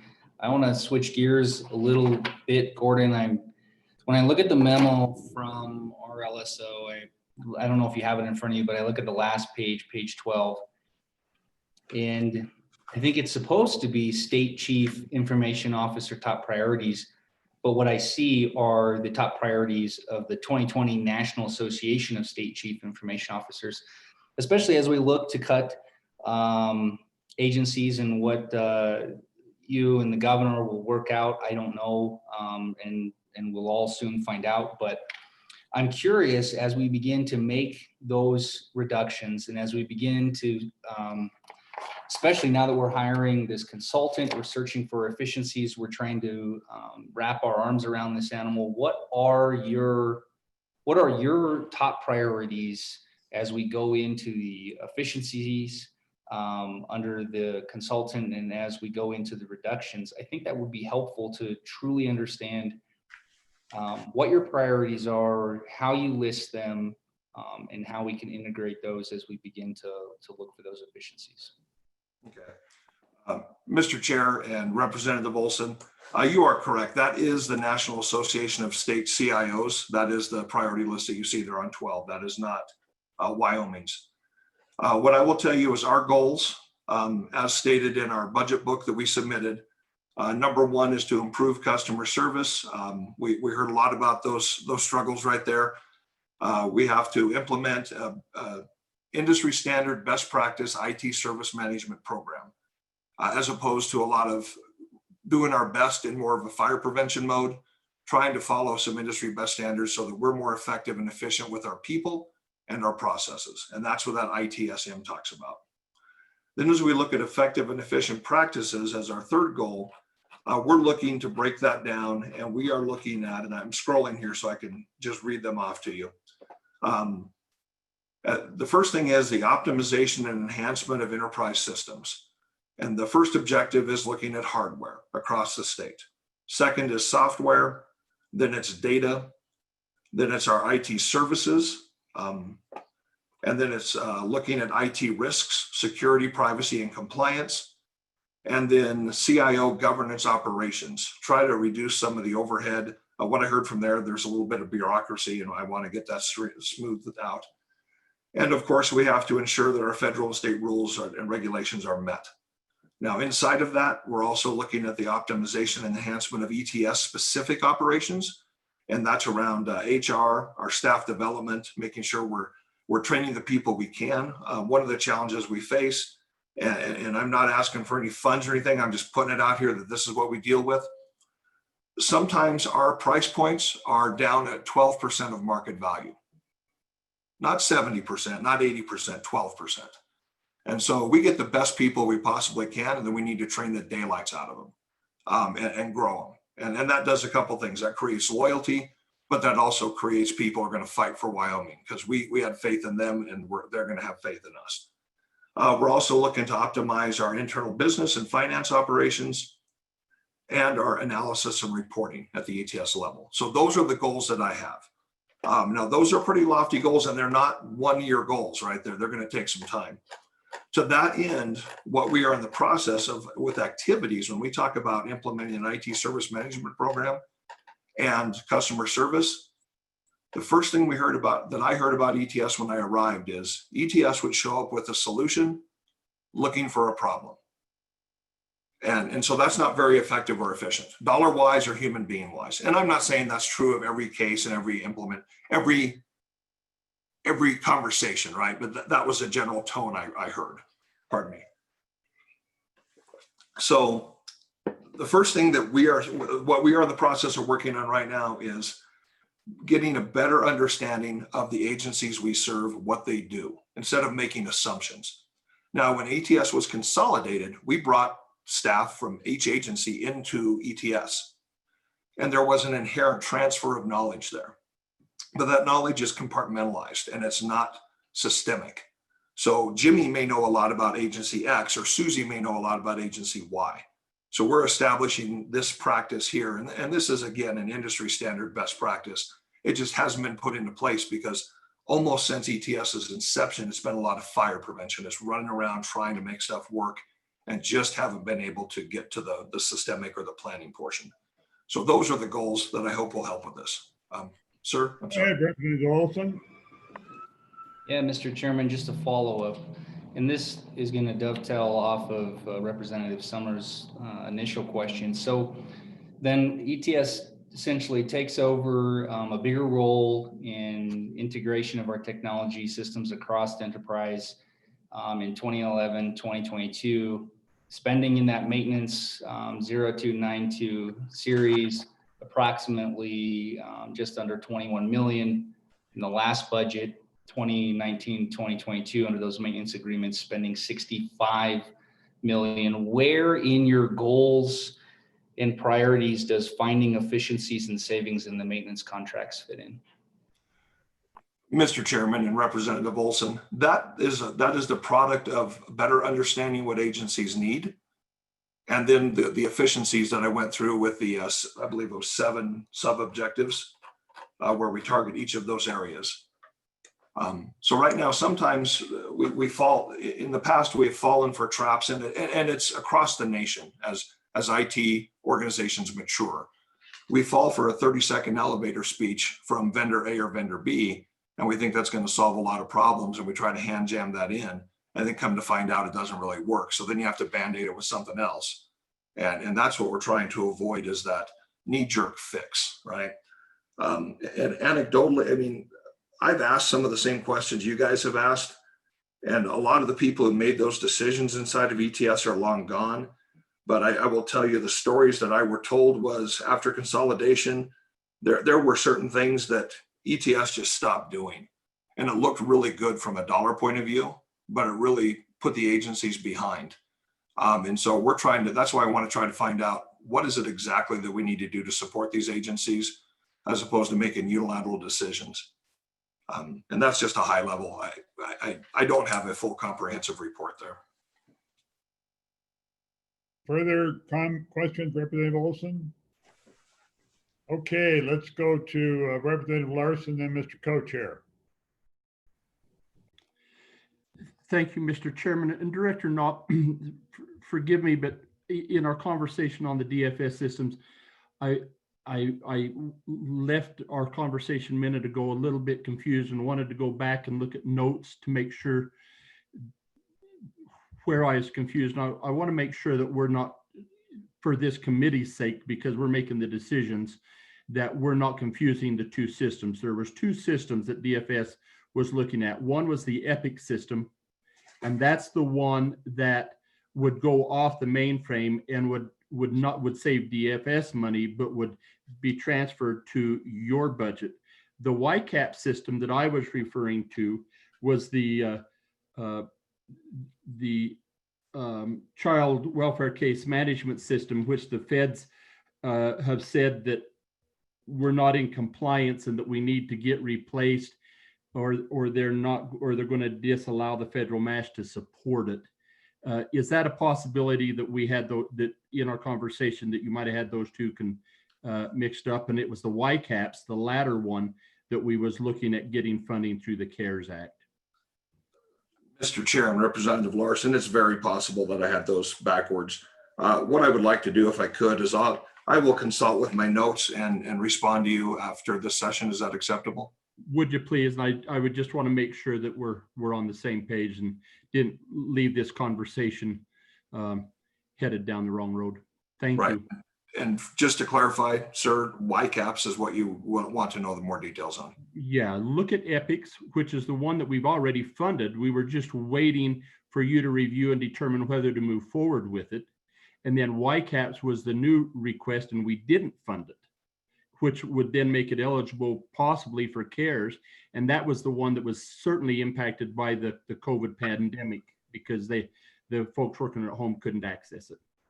Yes, thank you. And I could have very well blended those two. So thank you for the opportunity to make sure I respond clearly.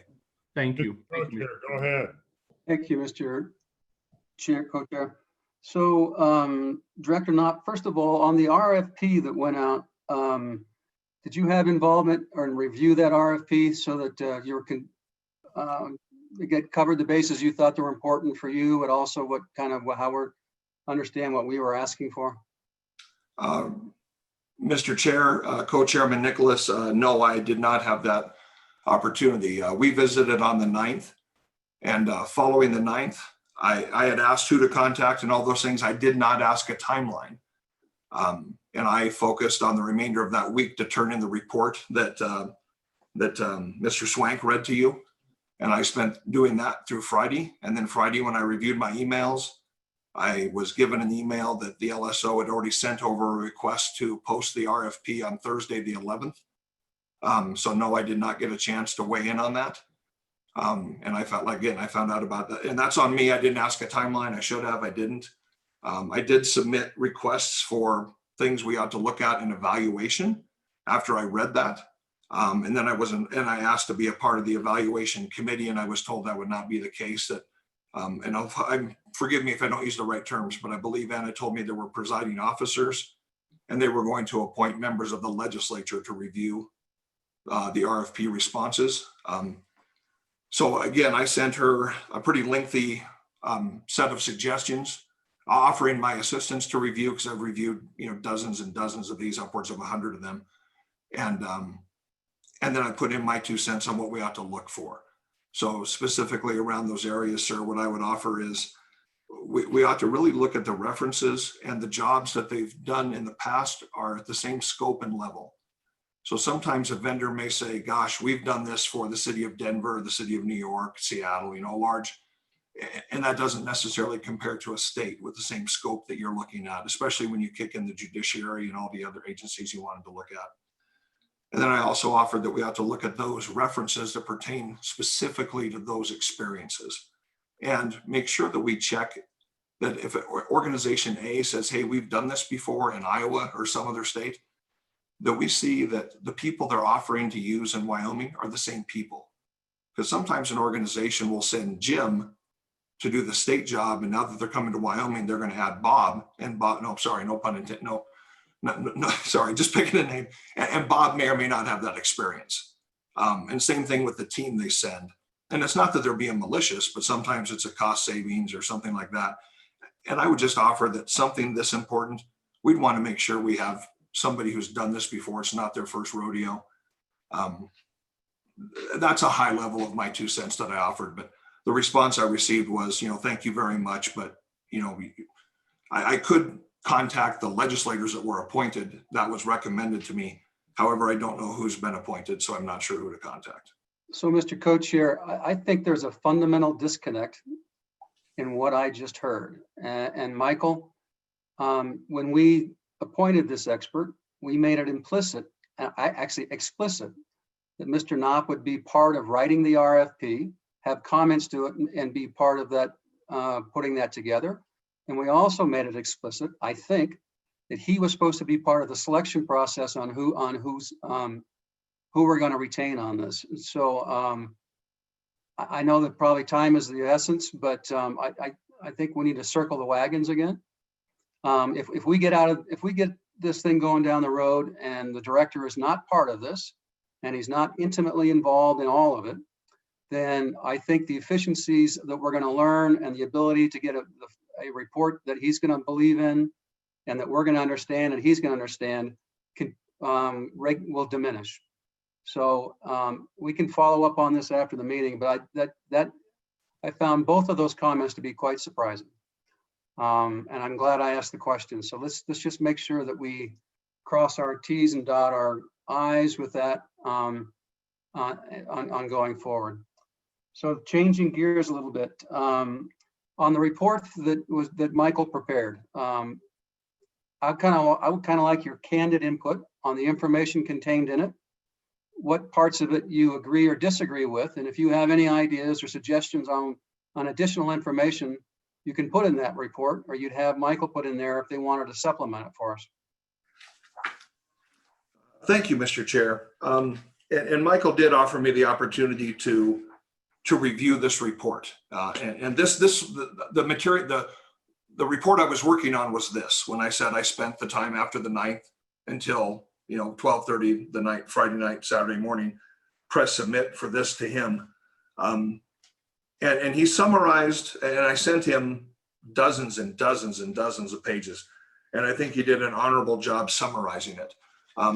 He did insert some things that I did not respond to at all or provide him information on. So I assume that's because of a direction that the LSO would like. When to me, there's a lot of information on the Efficiency Commission and those things. That's fine. I just didn't put that in there. I had spoke a lot about the practices that we were doing, trying to make sure we don't. To get the ship turned around and going well, there's a lot of work that has to be done that is sort of behind the scenes. And that's the part that I emphasized when I turned this in. So if there's one area I could talk about, and it's not glamorous and it's not time effective is the bad part, right? It takes time to learn about agencies and it takes time to do it well. And I wish it didn't, but it does. And so I want to put that out there, that if we're going to do a good job of this, and we're going to make sure that I can respond well to, hey, DFS really needs this multi-million-dollar system, right? We have to understand what it is they're trying to do better. Because technologists will always look for some slick and easy solution, to use Representative Summers' deal, right? Hit the easy button. And right now, that might look like a good savings, but 5 years from now, heavens to Betsy, we're paying the price. And I want to set this place up to be successful beyond that. So I spent a lot of time talking about those best practices and that IT service management framework. And that's when you change the culture and you change something new like that, there's a heavy lift involved. And so we are in the throes of that right now. We have a training coming up in just a couple of days, another round of that. So I guess I would augment that. I would offer that while the LSO did contact the National Association of NASCIO, the state, the National Association for CIOs. Sorry, I blundered that one. There was a response saying, hey, it's around 2%. And I thought he did a great job commenting that it's not well documented in any state, right? The accounting issues we've talked about here reside everywhere. There are some states, Texas right now, they're up around 4%. And I'm not saying that's right. I'm just saying there is a variance in there. And we need to do a good job getting our mind wrapped around that, right? As I look at this chart on page 8, and I reviewed that a little bit, and I asked these types of questions when I came in, because I found some things that we outsourced as a state that I thought were interesting. And then I found that we were doing some things internally that I thought were interesting. Right now, that's just my first blush, but I need to learn more before I make a judgment call on that. Right? It causes you to go, let's look into this and find out why. right? So I will tell you, there's going to be some proposals that we're going to bring forward. They're going to reverse some of the past actions of ETS. Not because I think anybody purposely did anything bad. I think technology changes, right? We've all heard Moore's Law, about 18 months, right? It's a new generation. So we have opportunities to do things better and more efficiently. But some of those things we can do better bringing them back in-house. And some other things we might be able to do better pushing off to have somebody else specialize for us. But we need to make sure some of those things are fundamental, but some of those things require a deep understanding of what agencies are trying to do. So we don't just shove a solution down their throat and cause more problems for them later, right? And right now, a lot of people aren't going to say anything because they don't want to be the ones to raise their hand and be noticed at times like this, because it's dire times. This is where a lot of people want to hide and just wait for it to blow over. So it's going to be hard, but I'm sorry, I rambled an awful lot. I better stop. Mr. Co-Chair, just to follow up on that, obviously, at some point in time, you're going to have to know the agencies and start working with them. And so that, but I think at some point, we'd like to get specific examples. Once you get an agency under your belt and you've made improvements, if somehow you provide us updates and successes, so it goes from concept to implementation to report back and whether it works or it doesn't work, that would be useful to us. And it would give us some definitive examples that we take your concepts and your ideas and we see them at work. So I just think that would be useful. So one of the things we talked about and you talked about before are large acquisition issues and perhaps doing some types of acquisitions or purchases through a state consortium or things like that, where you get multipliers of discounts on products or things like that. Are we moving forward? And I think the efficiency studies talked about that as well. Is there any realistic movement that we can anticipate with that? Yes, we'll be putting out a new RFP for technology, for computers, hardware, software, services, things like that. And we'll see that. And to give you an example of where that'll help, right? In Wyoming, we have, I'm just going to use round numbers, they're not accurate, right? But 10,000 employees, 10,000 computers, let's say. And right now we buy them from 5 different vendors. And we don't buy all 2,000 at any one time, right? So if each vendor had an equal amount, 2,000, we spread that over 4 years. So now you're talking about 200 to 500 computers, right? That doesn't command great pricing, right? And in the manner in which we manage computers, if we do that separately, it means human beings have to manage the purchase, they have to manage the maintenance, they have to manage the warranty, and that's very human being intensive. So we'll be looking to see how we can streamline that and get strategic sourcing for a smaller number of vendors so that we can become the biggest possible customer with fewer vendors, right? Because the idea of competition when we're so small doesn't make a hill of beans difference. Now you can also look at joining in when you talk about computers with other states, but then it becomes you're buying boxes of Kleenex and then it's on the human being. It's very intensive for them to manage it. So that's not really a best practice either. But that's something that you can expect here by the end of the calendar year that we'll have that in place. We've provided some training for those folks. We are also meeting and providing training on best practices for budgeting, but IT budgeting, because it's a little different beast than everything else, as we talked about with tracking it, right, if nothing else. Also with the whole idea on the procurement side. And right now, ETS in the past has done a lot of bids where we post things on our own website.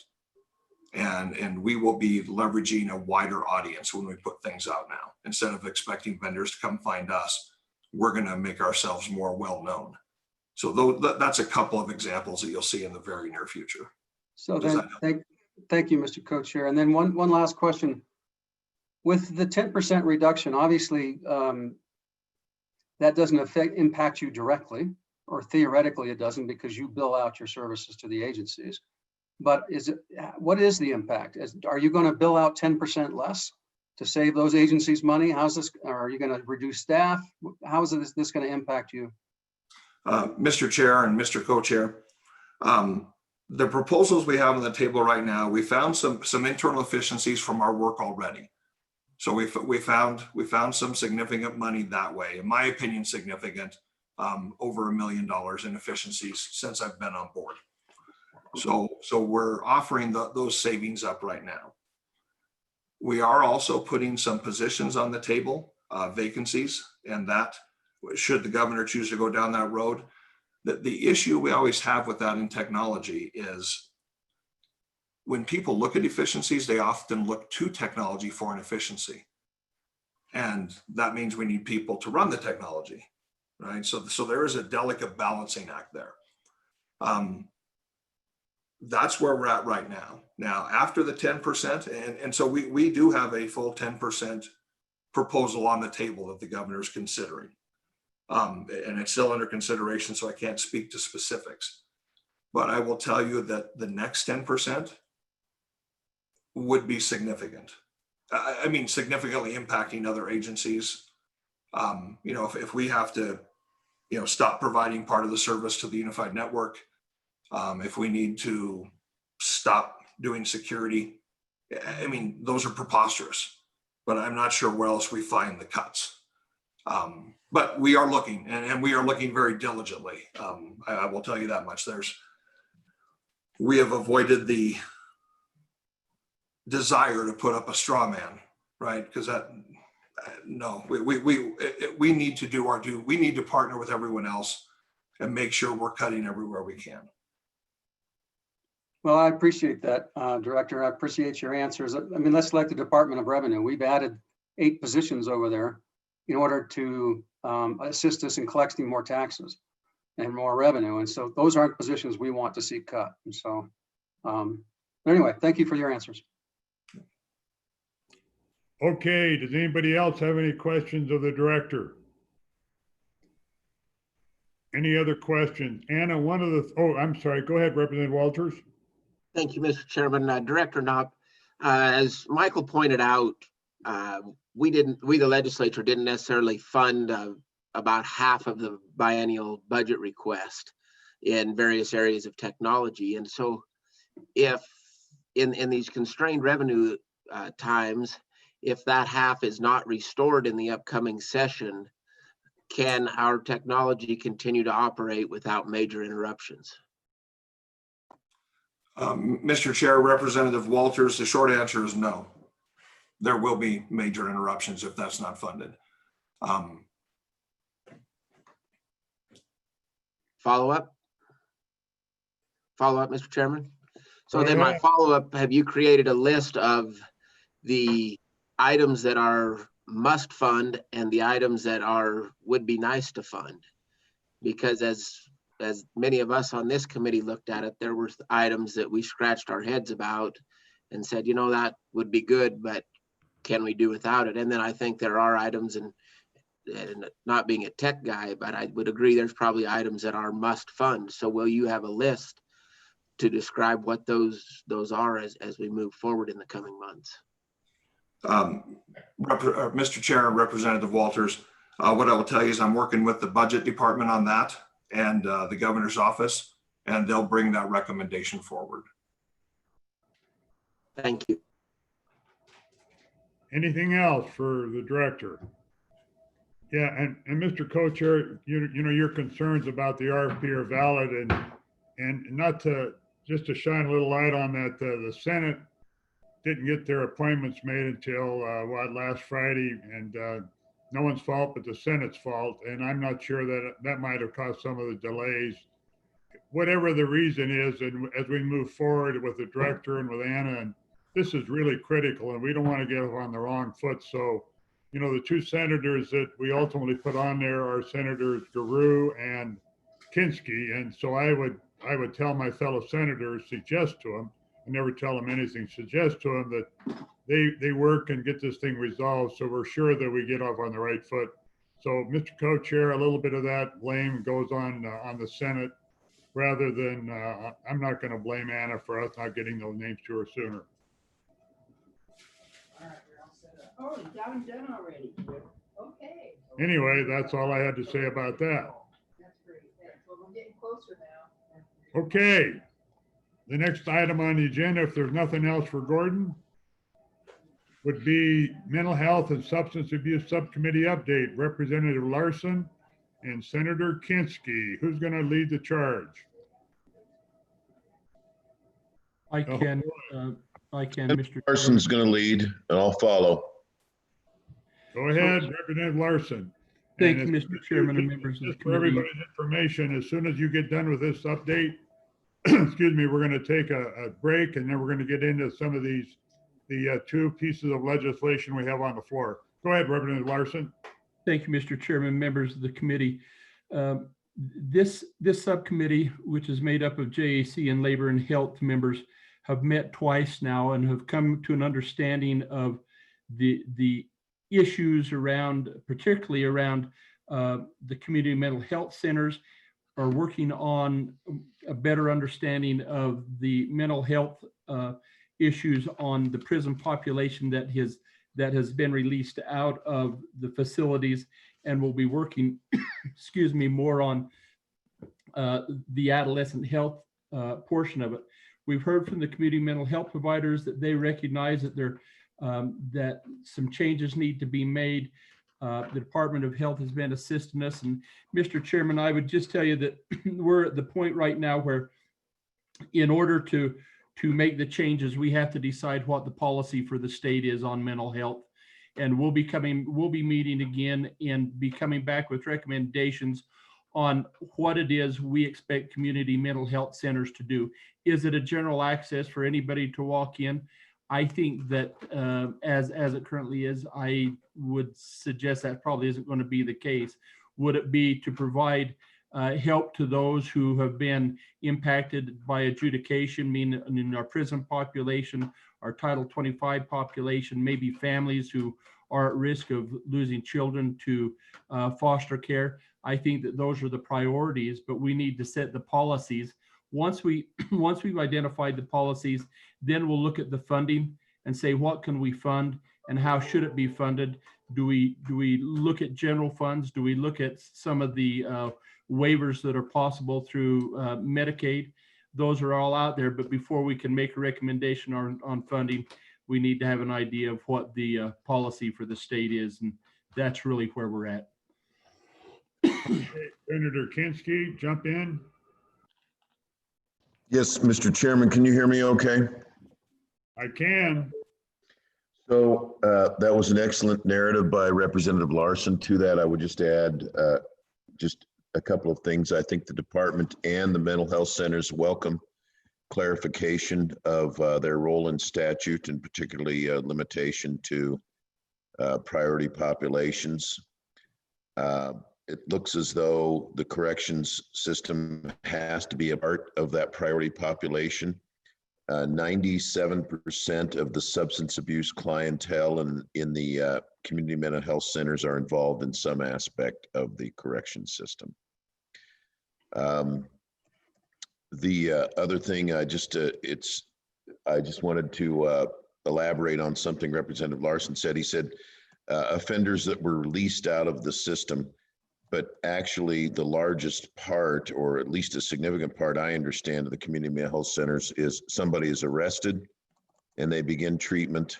They've not yet been determined, their case hasn't yet been adjudicated in any way. Then they get a sentence, then they're adjudicated, they enter a plea, then they're awaiting sentencing, and then they may be out on probation locally, or they may go to the prison. Then they come out of prison and they need a continuity of treatment upon release from prison. And the statistics that we had indicated there's some gaps in the system, to where 50% of those discharged out of the prison that were supposed to receive mental health counseling and substance abuse were not being seen in the community mental health centers. So we're trying to figure out what's going on there, because as you know, that treatment is a tremendous driver of recidivism. It's entirely possible that if we can get an integrated continuum of care for drug and alcohol offenses, that the costs would go up in the mental health centers, but that the number of folks incarcerated and the length for which they're incarcerated would go down. And the statistics indicate that would go down by more than what the mental health counseling costs. So we're plugging along, Mr. Chairman, plugging along. Yeah, thank you both for that. Any questions? Go ahead, Representative Schwartz. Thank you, Mr. Chairman. So we heard the governor talk this morning about the potential significant cuts to the mental health programs. And in light of how Senator Kinski just described it, did you all have discussions about essentially a ledger of what the cuts will save us initially and what the potential costs will be down the road? We've asked, oh, excuse me, go ahead, Representative Larson. So the temptation, Representative Schwartz, in this committee is to try and stamp out the fire at hand and not try to control the fuels that are out there. And we realize that these 20% cuts are out there, and to then try to figure out what these cuts, these potential cuts, will have on the system moving forward depends on what that system is. That's why we're trying to decide what the policy is trying to decide what the system is going to be in those priority populations, and not get too tangled up in the whirlwinds of we know the cuts are coming and we know that that's driving, but we have to have we have to base those cuts on a policy that's in place that will allow us to move forward and provide mental health to the citizens.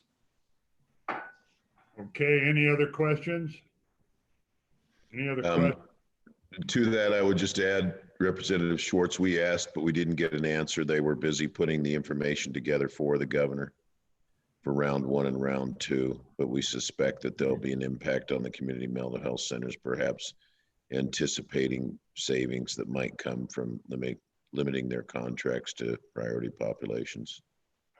Well, and that's one of the things that I would ask you to consider too, as the priority populations. I know we, primarily we fund with general fund dollars, $100 to $120 million a biennium. I think that's the number. And other states have different programs. I'm sure they utilize, Medicaid and the way they do it through some waivers. So I'm glad that you're looking at least some waivers that might apply, may not apply. And I guess a question I would ask both of you, if you could have LSO, we might look at other states in our region as to, do they fund some of these mental health issues through Medicaid or not? If they do, what kind of waivers do they put together or not put together? That'd be my only comment. Anything else? So, Mr. Chairman, if I might respond to that, the important part when we consider a waiver is that 1115 waiver or any waiver will be created by the state. The CMS is going to say it's not, you go through and pick waiver A, B, C, or D. You've got to put this waiver forth to them, and they're going to say, what is it that you want, Wyoming? We certainly can and will look at other states, but that's why we're trying to determine what the policies and the priorities are, is so that then if we find in our funding needs that it makes sense to use waivers, we can base the waivers on the policies that we've adopted. I understand that, Representative Larson. It's just as we go through that, we prioritize and come up with our own system to put that in the back of our minds. Good job. Let's keep working ahead. What's your timeline on? Mr. Chairman, Yeah, go ahead. Yeah, we're going to plow the ground and looking at the waivers. I'm not optimistic that there's a waiver out there that will be able to shift current funding costs to. My impression of waivers is they end up costing you more, not less, generally. But we're going to go ahead and take a look at it, and we're looking at the experience of other states. Okay, anything else? Go ahead. We hope to have some draft proposals ready for labor and That's health all. back and work by the end of the Oh summer. boy, everybody's frozen. Nothing else. Talking over each other. Just 1 second. Go ahead and say that again, Representative Larson. Our intent is to provide some kind of draft language that labor and health can then take back and move through the system. Okay, sounds good. Thanks. We're going to take a 15-minute break. We'll come back and we'll work LSO 0021 and LSO 0020. Thank you.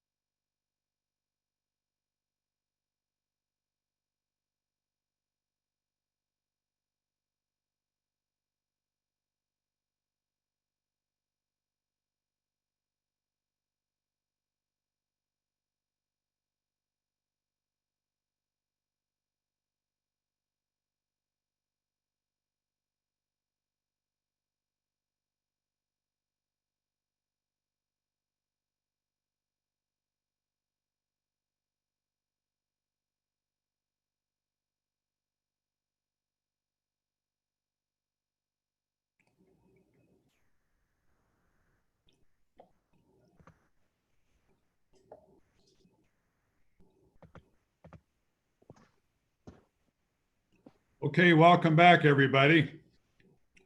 We'll get started on the last part of our agenda for today, which are these two bills that we have that's on our agenda.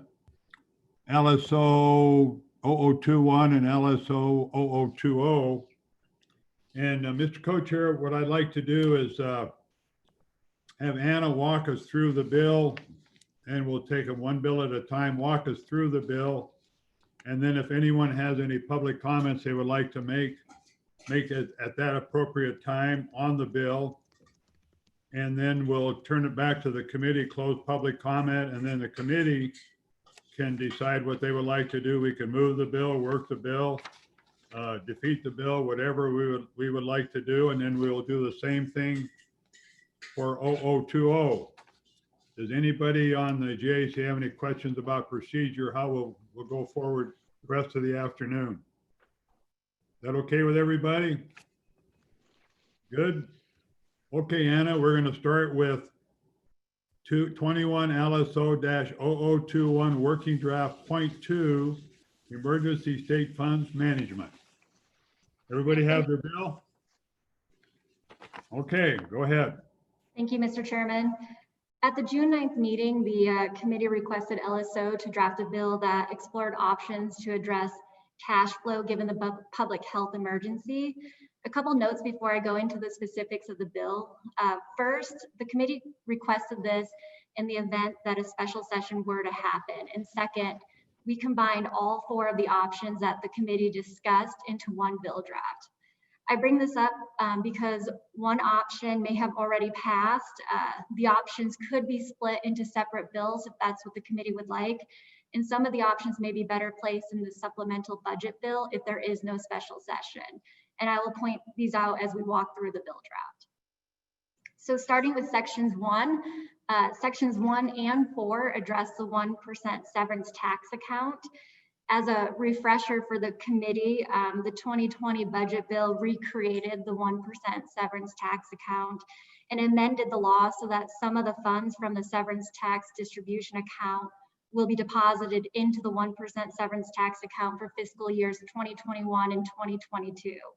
Then on April 1st, 2021, funds in the 1% severance tax account will be transferred so that 50% goes to the Wyoming Permanent Mineral Trust Fund and 50% to the Legislative Stabilization Reserve account. The account would fill up again and there'd be a similar split in June 2022. So section 1 of the bill draft, it creates the 1% severance tax account in statute. If you turn to page 2, section B, subsection B provides that for the period beginning July 1, 2020 and ending June 30th, 2022, each month, the state auditor shall transfer the funds within the 1% severance tax to the general fund. I am going to just skip ahead to section 4 because it's related. It's on page 4.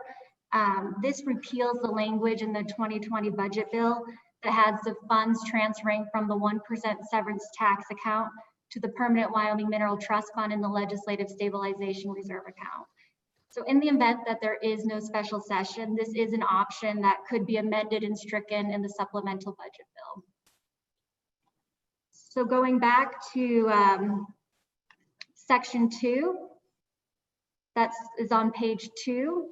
This addresses the tip from the Common School Permanent Fund Reserve account.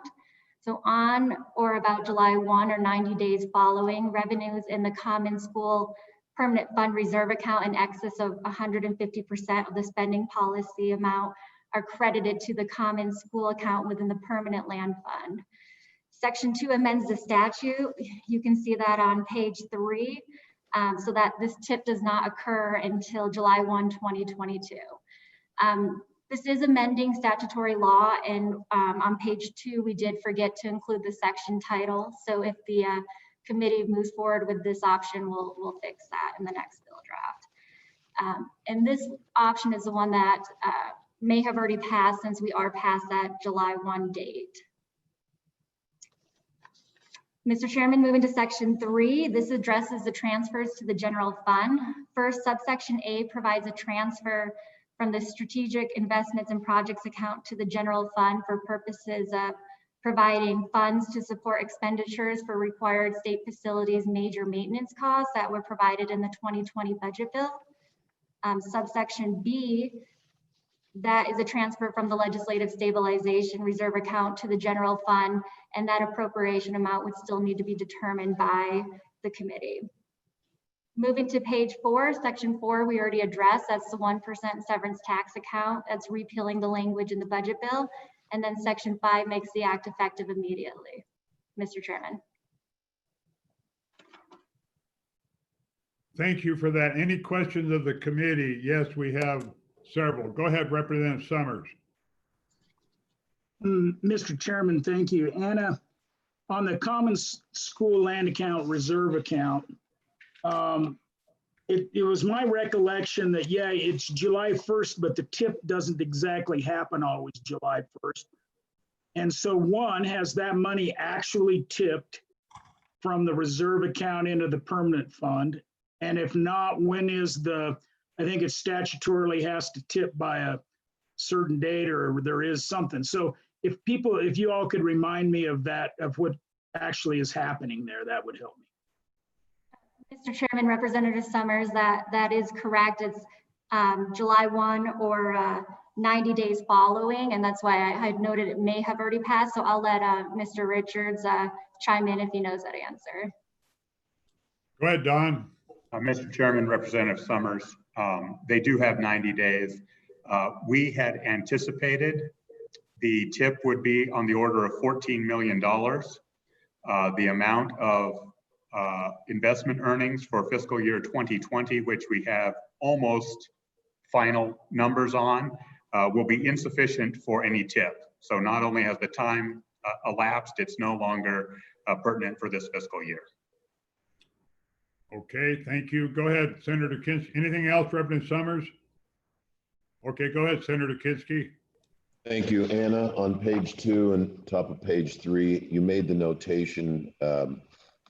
You said that you would need to fix the bill title, and tell me what it is that you would fix, because the bill title looks sufficiently broad already to me to contemplate the transfers you've got outlined in section 2. Where am I going wrong? Mr. Chairman, Senator Kinski, so I was talking on page 2, line 12. It's missing the section title, so I just wanted to make it clear that this was statute. So the section title reads 94719 Investment Earnings Spending Policy Permanent Funds. Oh, I see. You weren't talking about the title on page 1 then. No. Okay, gotcha. I'm with you now. Thank you. Any other questions, committee, on the proposed legislation? Anna, the one question I would have, getting back to the tips under the Common School Land Income Fund, excuse me. Of course, right now, as I understand what Don said, it's moot because there's no money to tip. But if in fact we change the 150, there would be funds available. Is that true then, Don or Anna? Mr. Chairman, that is correct. If you also change the threshold, right, reduced it, for example, then there could be money to tip. Okay. Just for future reference, if we work this bill and if that's in there, we might look at what other things might be available to us. Okay, no other questions? Oh, go ahead, Representative Schwartz. Thank you, Mr. Chairman. So in section 3, the $64 million that transfers from the SIPA, that's for maintenance. What's the percentage we base that number on? Go ahead, Don. Mr. Chairman, Representative Schwartz, the $64 million is 1 year's worth of state major maintenance payments, and the state major maintenance payments are computed at 2% of the value of the property. Thank you. There's been a lot of discussion about, do we go to 1.5% and how do we deal with that? And the other thing, Don, too, while we're talking about SIPA, update us. I don't have my goldenrod with me. Well, actually I do, but it's in a stack of papers. Tell me what's in SIPA as of June 30th.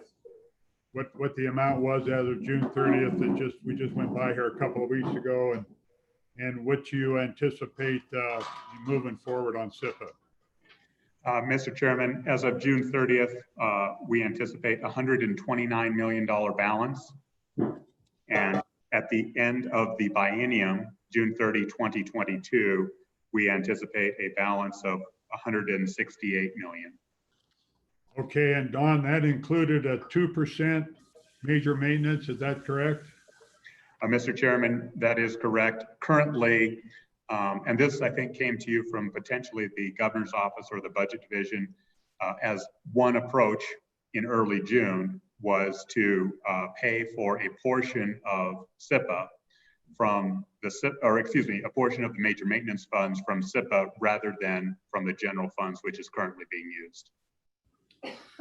Yeah, that is correct. And we looked at actually taking 128 million. At one time, we were discussing 128 million out of SIPA to, and we would reduce, if we reduce the major from 2% to 1%, there'd be enough money in SIPA to take care of the 2-year biennial budget. Is that correct? That is correct. Okay. And then also on SIPA, do we further pull out the major maintenance component for schools as well when we go through that formula, as we go through tranche and clear down to the bottom of the page?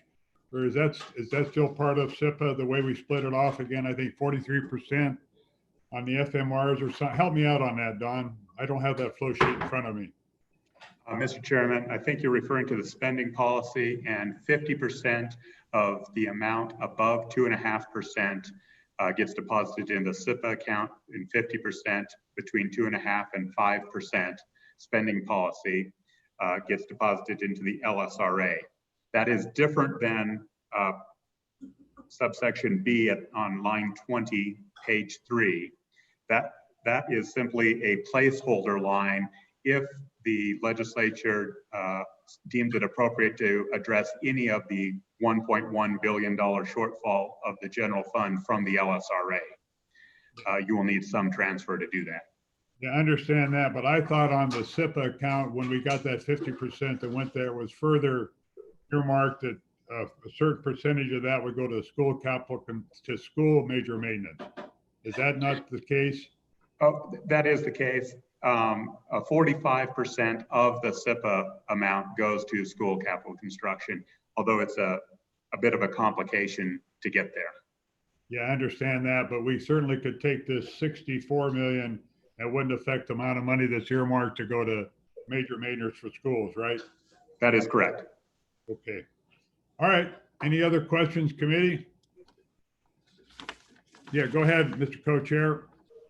So Don, my recollection is could you remind me what the governor's, how much he was anticipating taking out of SIPA in order to cover the major maintenance? Mr. Chairman, I think these were all just conceptual discussions. He did not provide us a percentage or an amount. He also, and the budget office, I think, is discussing delayed distribution of SIPA money. For example, rather than pay it out annually or every 6 months on the state side, the budget office has the ability to retain, pay out a slower amount, which would allow the legislature to make additional changes in the 2021 general session if you deem appropriate. So yeah, Mr. Co-Chair, what you're referring to is the payout of the major maintenance.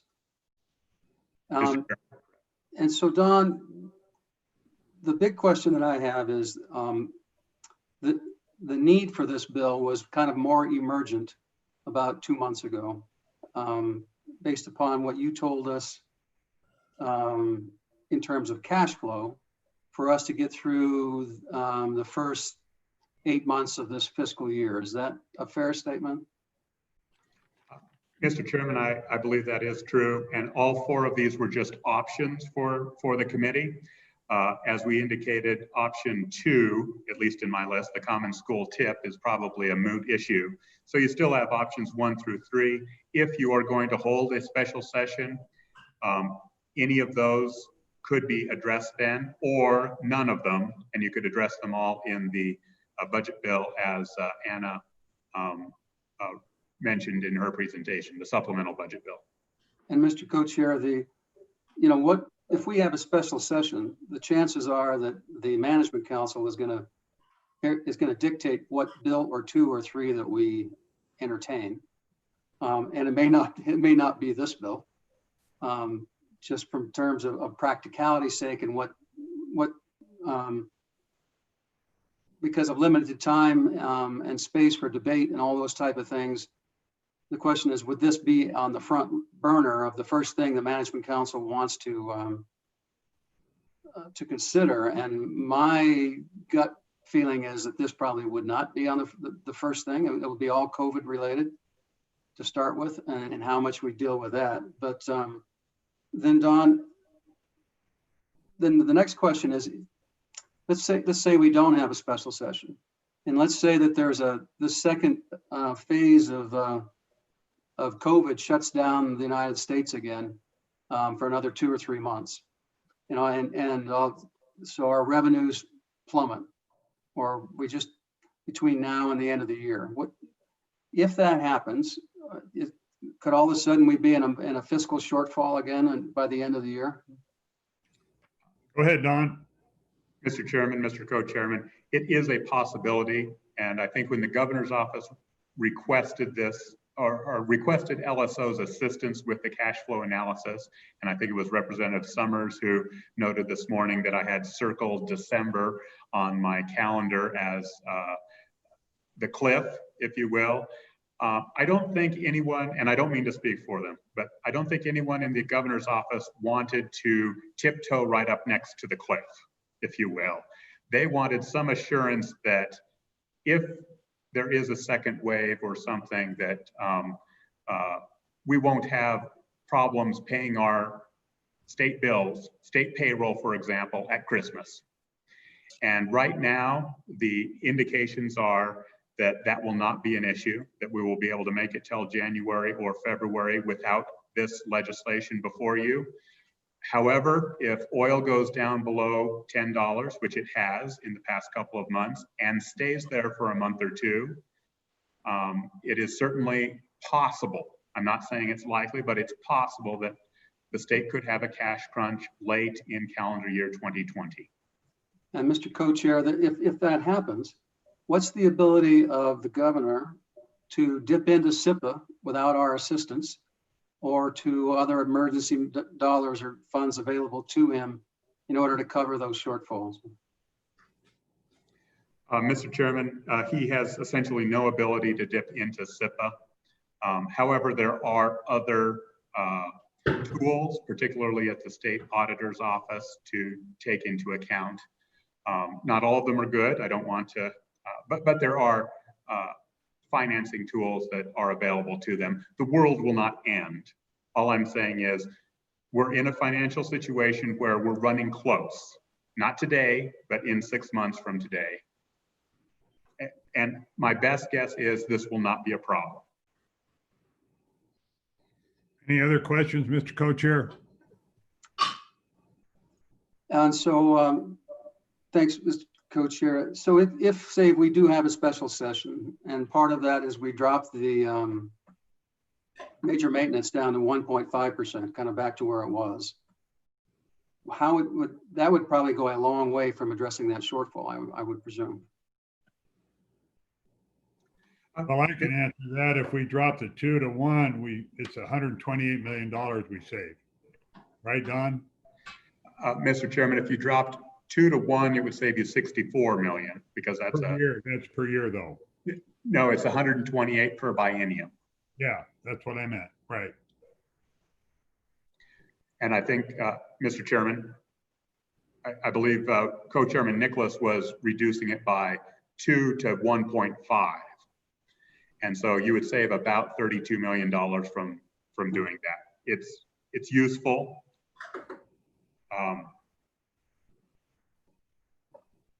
But you know, the other options the governor has with between, you know, different agencies and all of those different transfers they can do with shortfalls, that just becomes really stretched, his ability to be able to utilize that for certain things, because, you know, every agency is going to be strapped for money. So that's going to be difficult.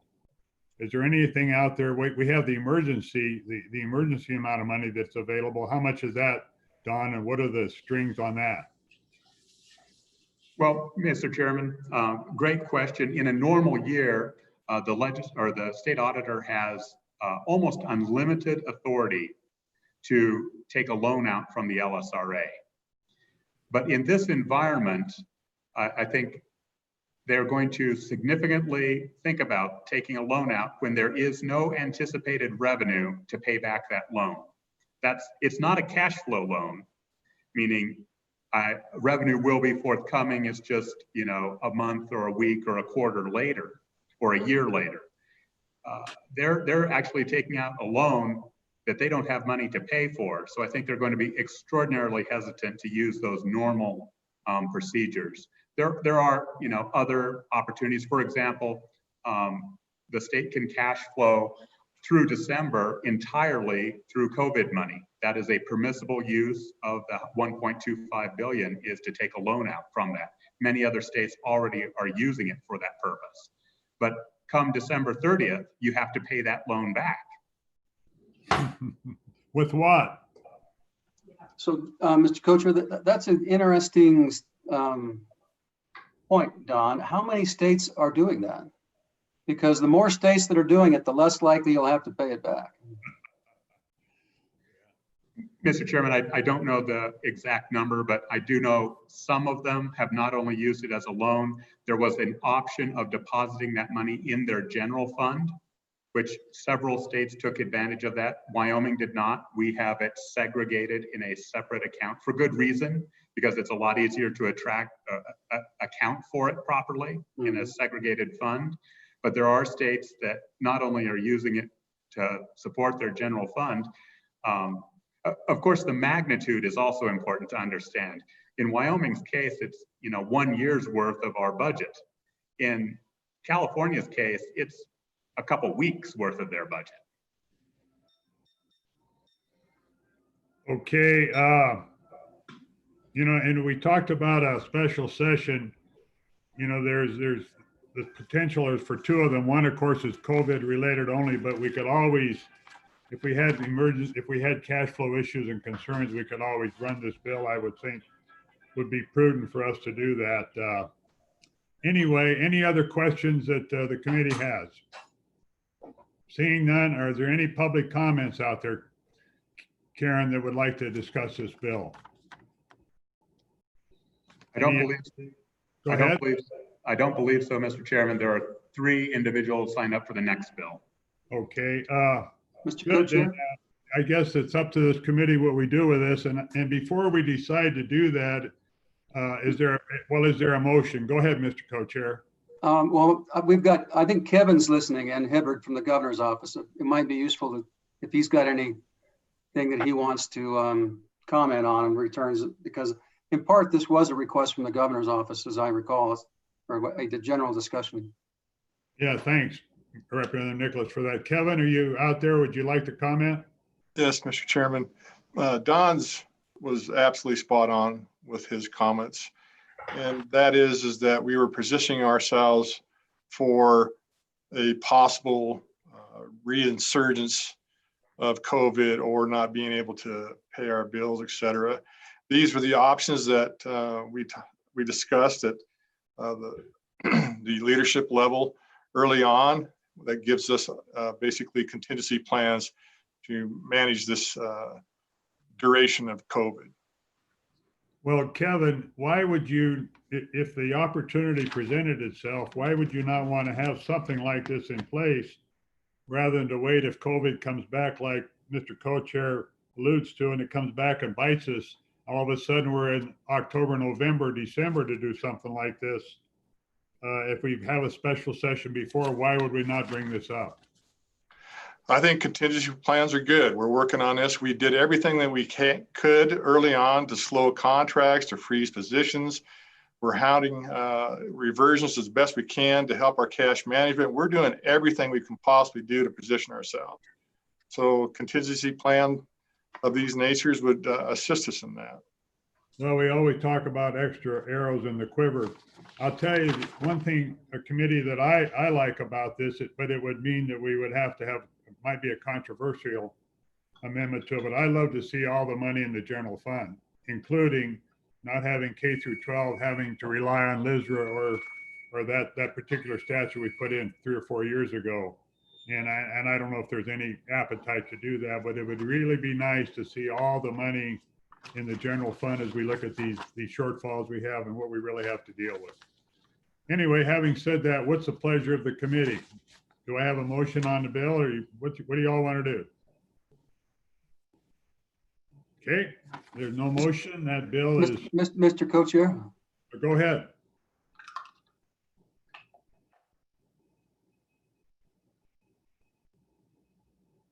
You're muted, Bob. Yeah, I would move the bill. I think as a contingency, it's a useful tool.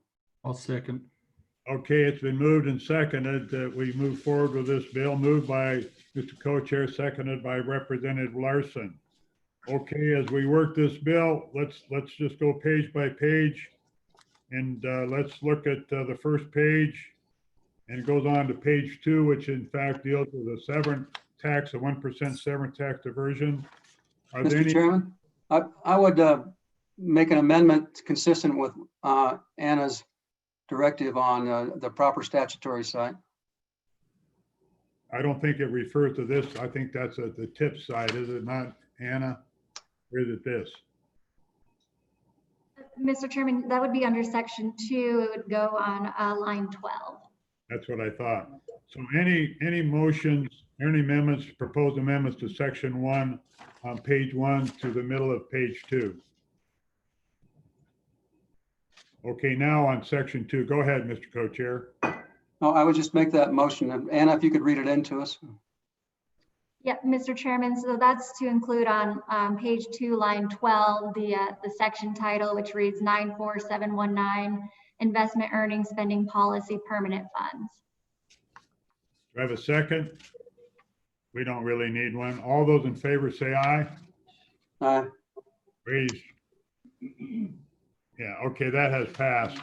Now, does anybody want to have any further motion to section 2? As I heard Don say, it's not really pertinent to any proposed amendments to section 2. Mr. Co-Chair, I would just ask Don, Don, what, in terms of the date, how would we amend this to make it so that there would still be a tool in the toolbox for the governor?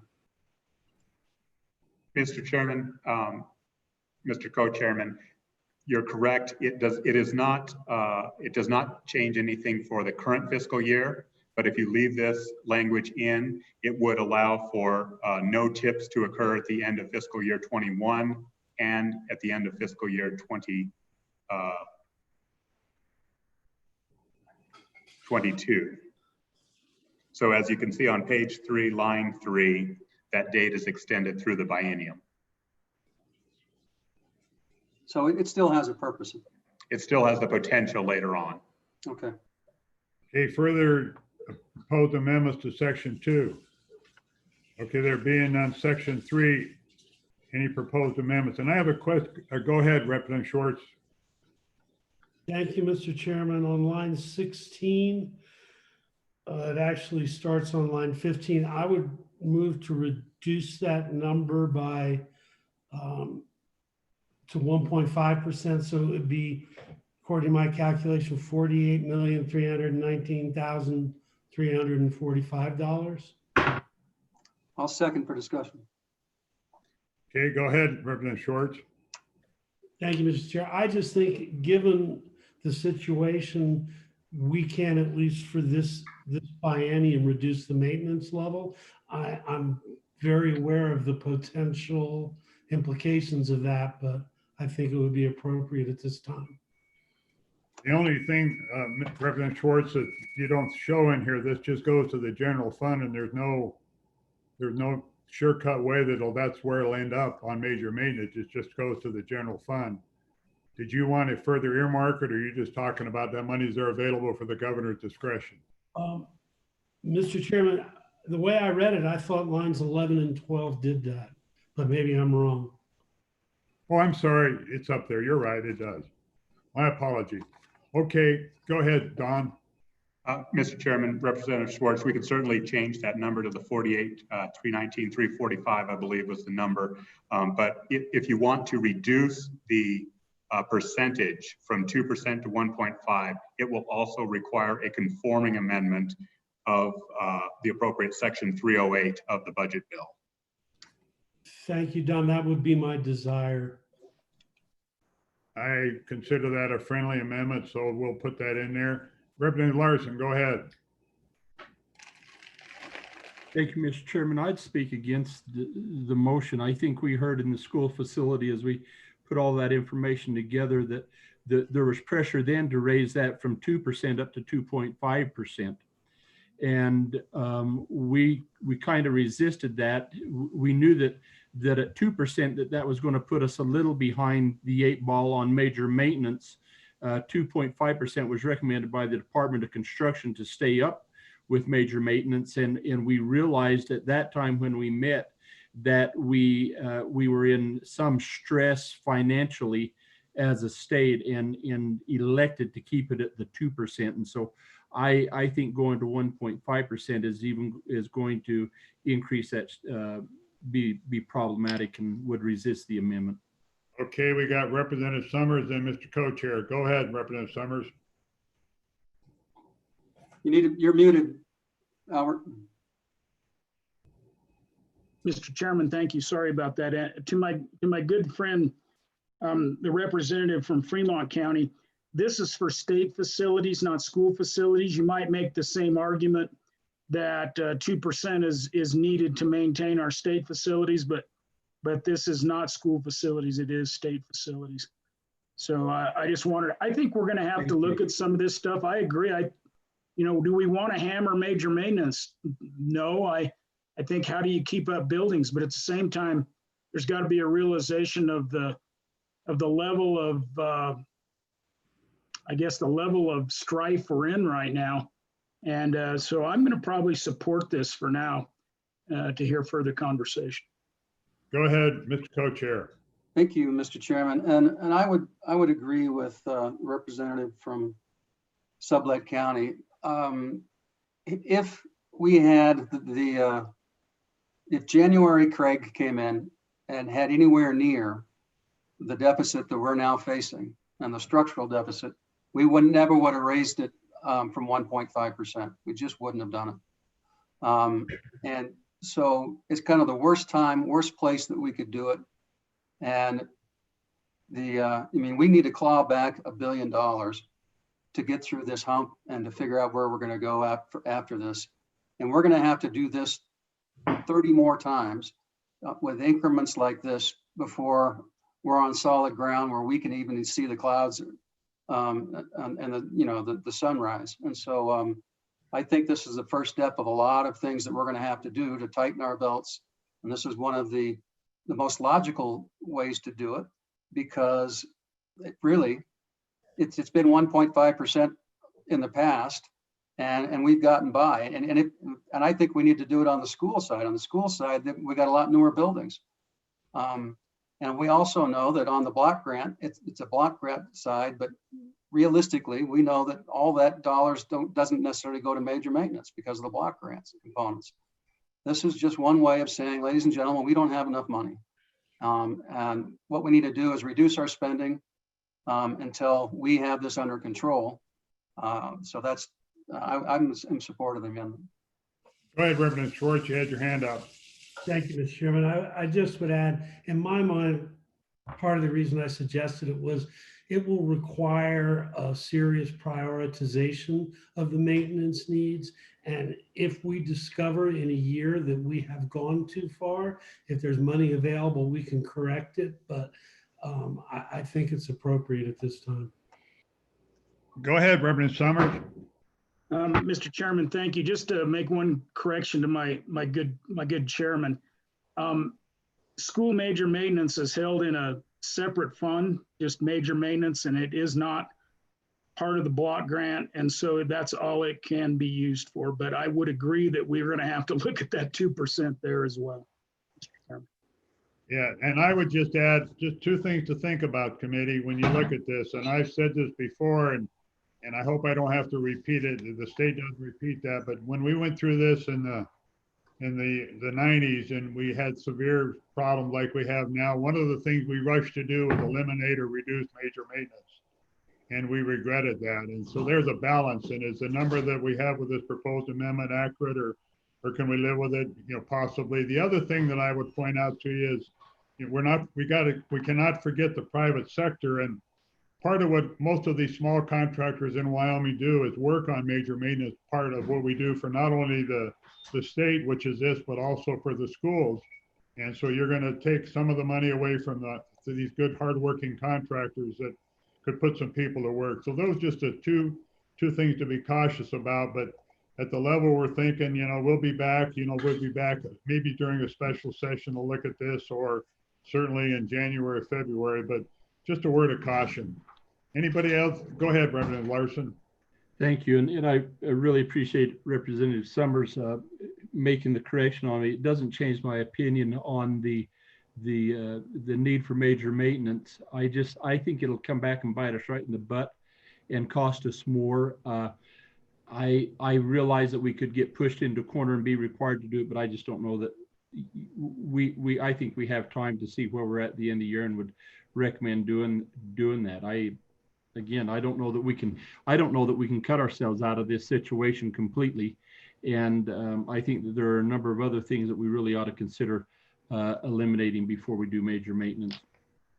Okay, any further discussion? Go ahead, Mr. Co-Chair. Oh, just to follow up. I mean, if you take the report that we used, that the good Director McCombie brought, it was all well and good, but he's the same guy that wants us to spend 125 more million a year for highways, because they're all falling apart. And if we don't do anything about it, then we'll never be able to drive our highways again. And I would just submit to you, if you look at all our state buildings right now, they're not in all that bad a shape, and we've been paying 1.5% on them. And so when do we want to start? We just instituted this starting July 1. We can slow this down for 6 months and make a decision when we see where we're at in 6 months. And I think that's not a bad idea. Well, it's not a bad idea. And if it was to spend money on major maintenance on new construction, it certainly would be better spent on major maintenance. But go ahead, Representative Summers. Mr. Chairman, thank you. And I guess I would ask Don, how long have we had the 2% on the state facility side? It's been a little while. I think not just recent. Mr. Chairman, I would have to look to be sure, but several biennia is correct. Thank you. I think we're ready to vote on this. So all in favor of the motion, and just to restate that for me, Don, just for everybody, so they understand for sure what we're voting on, restate it, please. Mr. Chairman, on page 3, lines 15 and 16, strike 64,425,000 and change, and insert $48,319,345, and make a conforming amendment to reduce the biennial major maintenance formula to 1.5% from 2%. Okay, everybody understands that. All in favor, give me your thumbs up or hand or whatever you want to do. Let's see, 1, 2, 3, 4, 5. Wait a minute. That's 1, 2, 3, 4, 5, 6, 7. Okay, that has passed. Mr. Chairman, and just a reminder, is that on the amendment then? Correct. Yeah, it's on the amendment to section 3. That's what we just did. Thank you. We reduced it from 2% to 1.5% and saved about $15 million, give or take. Maybe it's more like 19 million. Okay. Any other proposed amendments on, that's on A under section 3. Anything on B on section 3? Good. Are there any other proposed amendments to, go ahead. Don, can you tell us about what number, just remind me what we were doing in section B. We need to put a number in. Thank you, Mr. Chairman, Mr. Co-Chairman. You're exactly right. We do need to replace the XXX with a hard dollar figure. You all know that through all other mechanisms, there is about an $877 million shortfall in the general fund, and that assumes use of the 1% and cash balances and that sort of thing. It also assumes no cuts. So you heard today that the governor has cut 250 million. He has plans to look at another second 250. That would bring us up to 5. So in the absence of additional action, there's still at least 377 that's unaccounted for through additional cuts, tax increases or revenue increases, changes to Craig, or as contemplated in subsection B on page 3, some transfer from the rainy day fund. Mr. Co-Chair? Go ahead. So I would just offer up a conceptual amendment that we limit this to $100 million, but we put in language that it is only applicable in the event that Don, you tell me the general fund BRA revenues basically are at 0. So if we run into a place where we run out of money, we make money available. Do I have a second?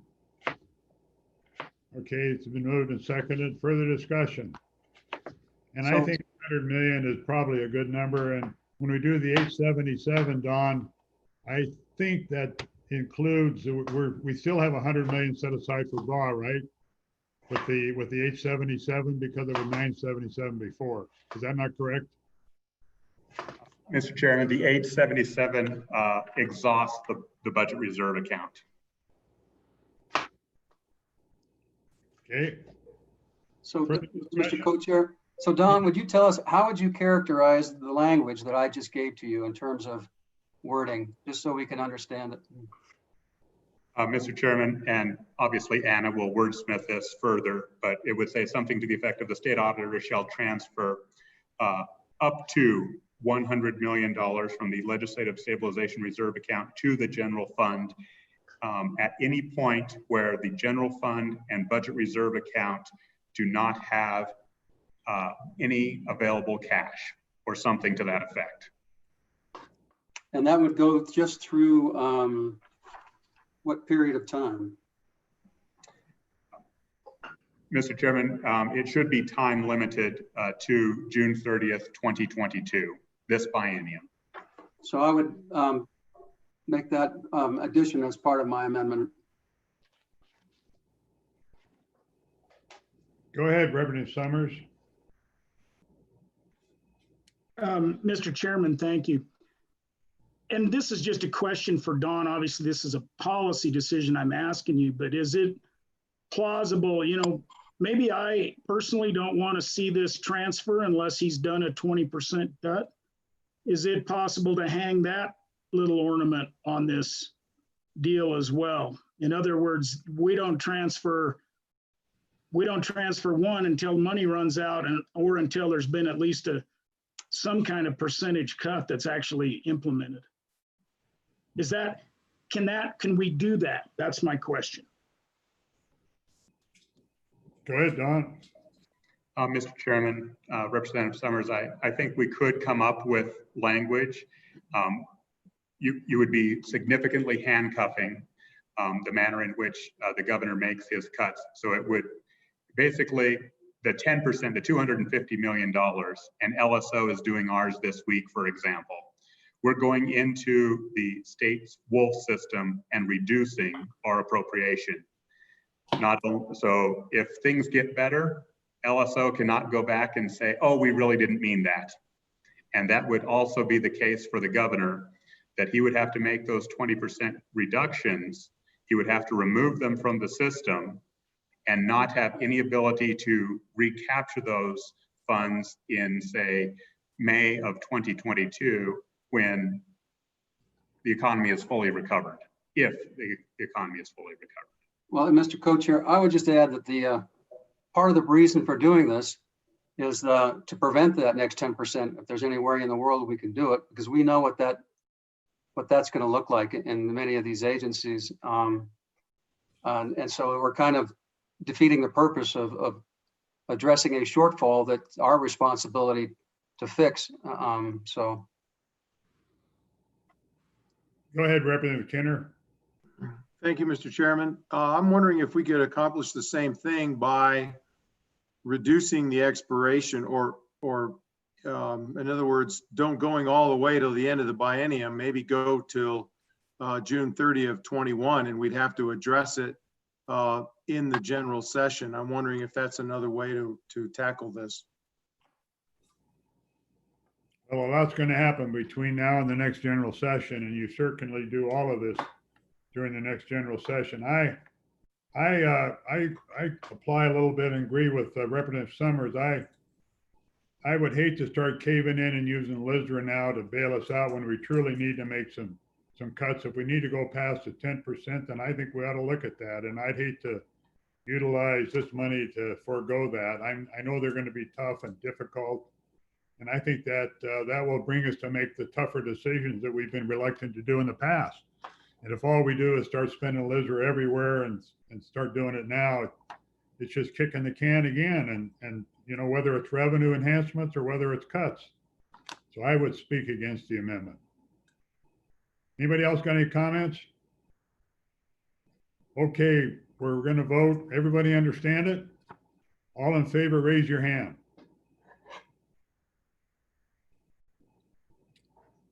Okay, I count 3. All opposed, raise your hand. 1, 2, 3, 4, 5. That has failed. Okay, any other proposed amendments to this bill? Yes, go ahead, Mr. Co-Chair.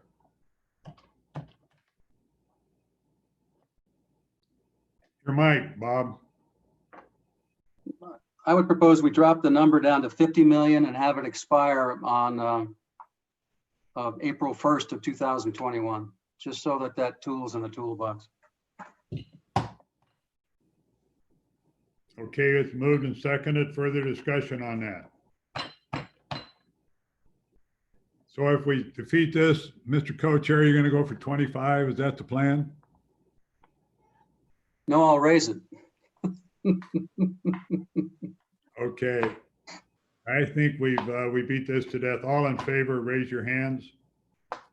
I'll vote for that. Okay, that has passed. Any other proposed amendments? What does the committee think about starting to wean K through 12 off of LISRA and the general fund? And instead of, you know, so they would have to line up like everybody else and not be automatically funded. Any appetite to do that?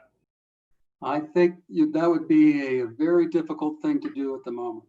Well, I just, you know, I'm looking at everything there, Mr. Co-Chair, and if we look at what's going on and where we are in the state, you know, we've got to have discussions about everything. And I'm not trying to pick on any one agency or any of the kids out there, any of that. It's just something we need to be thinking about. So any proposed amendments? Yes, Senator Garreau. I don't have a proposed amendment, but I would say, I mean, the purpose of this legislation is to give us flexibility, to give the governor flexibility. So I don't think that's a bad idea. I don't know exactly. I'd be open to suggestions from my chairman about exactly how to conceptualize it, but I think it's a reasonable thing to do. Well, and I guess, you know, that it's a major step, and I'm not sure that I was trying to look up some of the debate we had when we did this first. You know what, Don, when did we do this? About 4 years ago, we started doing this. Was that about right? Mr. Chairman, that's about right. I'm not sure why we did it then, but we did it, and it'd be a pretty tough pill to swallow to do the whole thing. And maybe this is something that we would wean ourselves gradually and maybe do part of it. But it's whatever the committee wants to do. If there's a motion, we can talk about it. If none, we move on. What's the pleasure of the committee? Well, Mr. Co-Chair, I would just suggest that, yeah, it's a major, first of all, it's rewriting the purpose of this bill. And it will be, as I think you know, a political hot potato if that happens. And I don't think this bill will go anywhere with that in it. But at the end of the day, in the next 3 years, we're going to rewrite how education is funded. That's just going to happen because it's going to be forced upon us. So we're going to get there, but that's going to be probably at the end of the day, that might be a bigger mountain than even the general fund deficit that we have, which is the most prominent in front of us right now. So. Well, and those are good comments, Mr. Co-Chair. And, you know, a couple of years ago, no one even thought that we'd be discussing So, you know, we really need to have the discussion, and I'm willing to take your good advice as well as everybody else and not do it at this particular time, but we need to be talking about it. And we should have a general fund, one general fund, money goes in there, the money goes out. And at the end of the day, if you're really going to have a transparent budget and you're going to utilize and try to run government like it should be, like we run the rest of our personal lives, our businesses, that's what you do. You do that in that manner. And that's what we really should be gearing ourselves to do. And so I hope that, you know, down the road that this committee or who's ever in this committee would take a serious look at doing that. Okay, anything else on this particular piece of legislation? Any other proposed amendments? The effective date is immediately. Okay, are we ready to vote? Okay, please call the roll. Mr. Chairman, the vote is on 21 LSO 0021 as amended. Representative Kinner. Aye. Representative Larson. Aye. Representative Olson. Aye. Representative Schwartz. Aye. Representative Summers. Aye. Representative Walters. Excused. Senator Agar. Excused. Senator Garou. Aye. Senator Hicks. No. Senator Kinski. What was Senator that vote? Aye. I voted aye. Aye. Co-Chairman Nicholas. Aye. Chairman Bebout. No, Mr. Chairman, the bill fails. the bill fails. There are only 2 members of the Senate who voted for it. Requires 3 members of both sides in order to be adopted. Senator Agar was excused. Senator Hicks voted no. Senator Bebout votes no. Do you want to leave it open? Do you want to leave it open for Yeah, Agar? let's leave it open for Senator Agar to vote. All right, and let's also leave it open for Walters. Walters then. Yeah, why don't we leave it open? Without having a motion to reconsider, let's just leave it open and I'll make notification that we may reconsider this vote tomorrow. Go ahead, Senator Hicks. Yeah, Mr. Chairman, just an explanation of my no vote. Given the lapse between the call-in and trying to get in on the Zoom meeting, I did not hear what all those amendments were. And I'm not comfortable voting yes on something that I haven't had a chance to adequately review and understand. Anyway, just a rationale, but I get a chance to look at it in a further discussion. I may be inclined to change my vote, but right now I'm not voting for something that I don't know what I'm voting on. That's just the technology because of the dropped electricity with the thunderstorm here. So. Understood, but let the record reflect that I'm requesting we may have a reconsideration tomorrow. And let's open the vote for both Representative Walters and Senator Agar. Fair enough? Yeah, Mr. Co-Chair. Yeah, go ahead. Well, because Senator Hicks hasn't had a chance to review it, I would suggest we leave it open for Senator Hicks to change his vote after he's reviewed it, since we have to wait on 2 other votes. So, Mr. Chairman, Mr. Co-Chair, is there some way that we could just postpone this until tomorrow? Just move it back a day on the agenda? That's probably a good idea. I would move to table. Yeah, that motion requires no debate. We'll table this till tomorrow. All right. Okay, that work done? Even though we had a recorded vote, we can still table. Is that not correct? I believe so. Okay. Moving on. 21 LSO 0021 working draft 0.3 state funded capital construction. Anna. Thank you, Mr. Chairman. At its last meeting, the committee requested LSO draft a bill relating to capital construction that would combine the governor's revised recommendations from his June 5th letter to the JAC with the previous legislative priorities from the 2020 budget session as raised by members of the JAC at the last meeting. Starting with section 1 on page 2, this is your standard language for this bill. It has definitions and reversion language for the appropriations. Section 2, starting on page 3, appropriates money from projects administered through the state construction department. You can see those projects in the table on page 4, and then I'm just going to quickly touch on each footnote, and then I'll pause for questions. Footnote 1 approves expenditures on specified projects, and these were included at the request of the governor in his June 5th letter, and they're similar to what was in the CapCon bill from this last session. Footnote 2 addresses facility remedies of concessionaires within Hot Springs State Park and was in the 2020 CapCon bill and raised by members at the last meeting. Footnote 3 is for the Northern Wyoming Community College District Construction Technology Center, and footnote 4 is the Wyoming Life Resource Center. So, Mr. Chairman, I will pause if there's any questions on those programs. Any questions?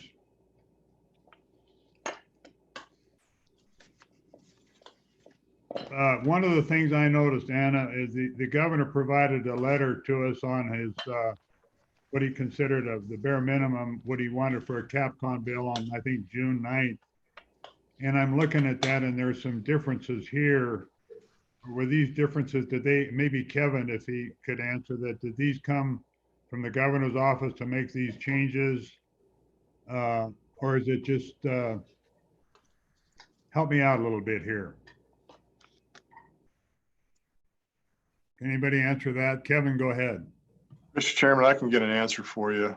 I don't have the direct statistics now. I know that there's one area where we were uncomfortable with using some special revenue in state's parks, but I don't see it on that list currently. Well, most likely that's what it is. Yeah, I think what we ought to do is walk through each one and maybe do that, Anna, starting with the SBC contingency. We show 8 million and we change them all from before they were general fund dollars. Now they're all SIP or special revenue or private. But before we had 9 million and we called that the flex for the WLRC, and the state building was 3. So there's a difference there. I'm not sure how we got to from where we were with the governor's letter to where we are now. Can anyone help me out? Don? Mr. Chairman, excellent point. There are a couple of modest differences. In total, it is the same amount on both the governor's side as well as the JAC draft before you. With respect to the flex contingency and the State Building Commission, you will see the governor submitted 9 million and 3 million for a total of 12. The JAC's position, which we used as you left the session, was 8 million in contingency and 4 million for the WLRC, which appears on lines 7, 4, combined with line 24 of page 4. So the total is the same. The question is line 23. Yeah. 23, excuse me, yes. Yeah, and you may recall, Mr. Co-Chair, that those are discussions we had in executive session on how we were going to label certain items and that had a lot to do with, I think I'm right, is on various costs on state projects that we wanted to ensure that we weren't paying before we got the product that we wanted. And I recall that. Okay, go ahead. Yeah, go ahead, Representative Larson. You got a question? No, and then Mr. Chairman, the 4 million that we had from the JAC was a known number. That was covering for the finished out the asbestos abatement that we knew we had to cover. So that was a known amount, and I don't know why the governor maybe reduced that to 3. So then, Don, when I look at this, before we had on June 9th, general fund 27 million. Now it's 27 million, primarily SIPA and special revenue. Would that be a fair assessment, Don? Mr. Chairman, that is correct. And I think Kevin will concur. The submission by the State Construction Department of general funds was in error. And in fact, the governor does request that come out of SIPA money. Okay. Okay, go ahead. Mr. Chairman, if we could walk through the rest of these just to bring recollection. You have $500,000 for level 1 and level 2 studies. And we populated on the bottom of page 4, lines 33 through 38, and top of page 5, lines 1 through 8, the potential level 1 and level 2 studies that were presented to JAC. You do not need to include those if you don't want to. So I think the governor's preference potentially would be just to have a pot of money to address the studies that come up. So if you want to specify which studies to be done, include the language in footnote 1. If you don't, you can strike that language. If there are no questions, I'll move to line 9, which is— Mr. Chairman? Yes, go ahead. On level 1 and 2 studies, we wanted to hold our cards close to our chest. We didn't want to advertise what the costs were, and that's why we bundled those. So, Mr. Co-Chair, Kevin, which one would you bundle? I just want to make sure I understand it. In the level 1 and level 2 and the governor's recommendations, we had bundled those originally. All of the recommendations that came through state construction, the only one that didn't have a positive governor's recommendation when we went into the session was the Idleman. Yeah. Mr. Chairman. Go ahead, Representative Larson. Yeah, and I thought we listed all the level 1, level 2 studies, and then we didn't appropriate for them individually. We just put in a pot amount, and then Department of Construction was going to fund what they could out of that. That's correct, Mr. Chairman. That's the way I remember it. Okay, continue. On. Yeah, go ahead, Senator Hicks. Yeah, I just question the wisdom of leaving that $500,000 in there for studies to move forward with potential increasing buildings, maintenance or expansion of any buildings at this point in time. You know, we just had the discussion about reducing the cost of major maintenance, and rather than studying what it's going to cost to build new ones, I think that $500,000 would be much better served.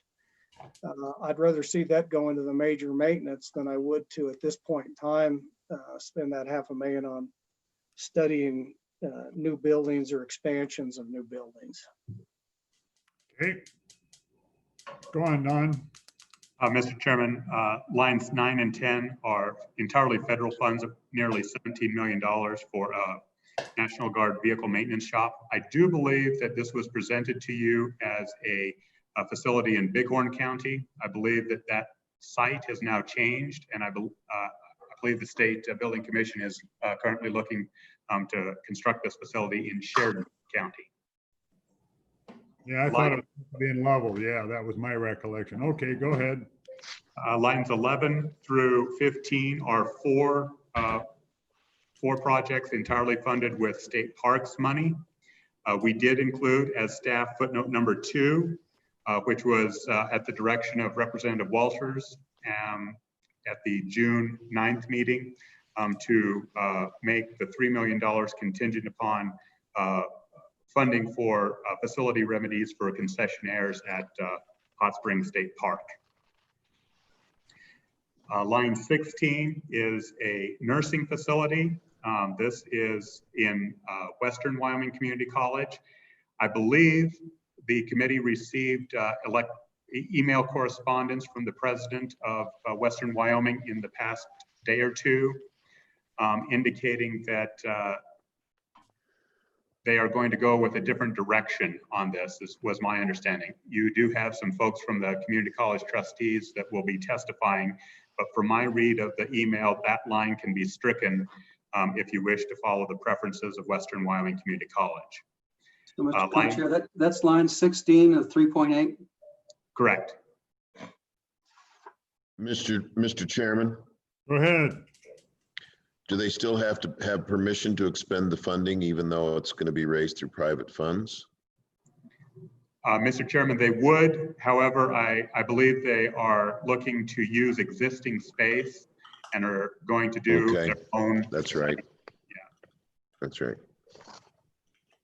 Line 17, now this is the state funds for a community college facility, 11.74 million for the mechanical rehabilitation at Western Wyoming, the HVAC electronic systems. Lines 18 and 19 provide for $10 million of construction technology center. This was previously a 50-50 appropriation during the session. Under the governor's recommendation, it is entirely private funds or local resources. That is also similar to line 20, which is a level 2 study up at Sheridan or Northwest Community College District for $350,000, entirely local funds for that level 2 study. Line 21 is the Department of Corrections Women's Center, a replacement of the HVAC system. This is I'm going to round 6 million of SIPA funds, so these are state funds. Line 22 is the Department of Health facility demolition in the amount of $1 million of state funds, SIPA. And then finally, I've already touched on line 23, which gets added to line 7 for a total of $12 million contingency and WLRC money. Mr. Co-Chair? Go ahead.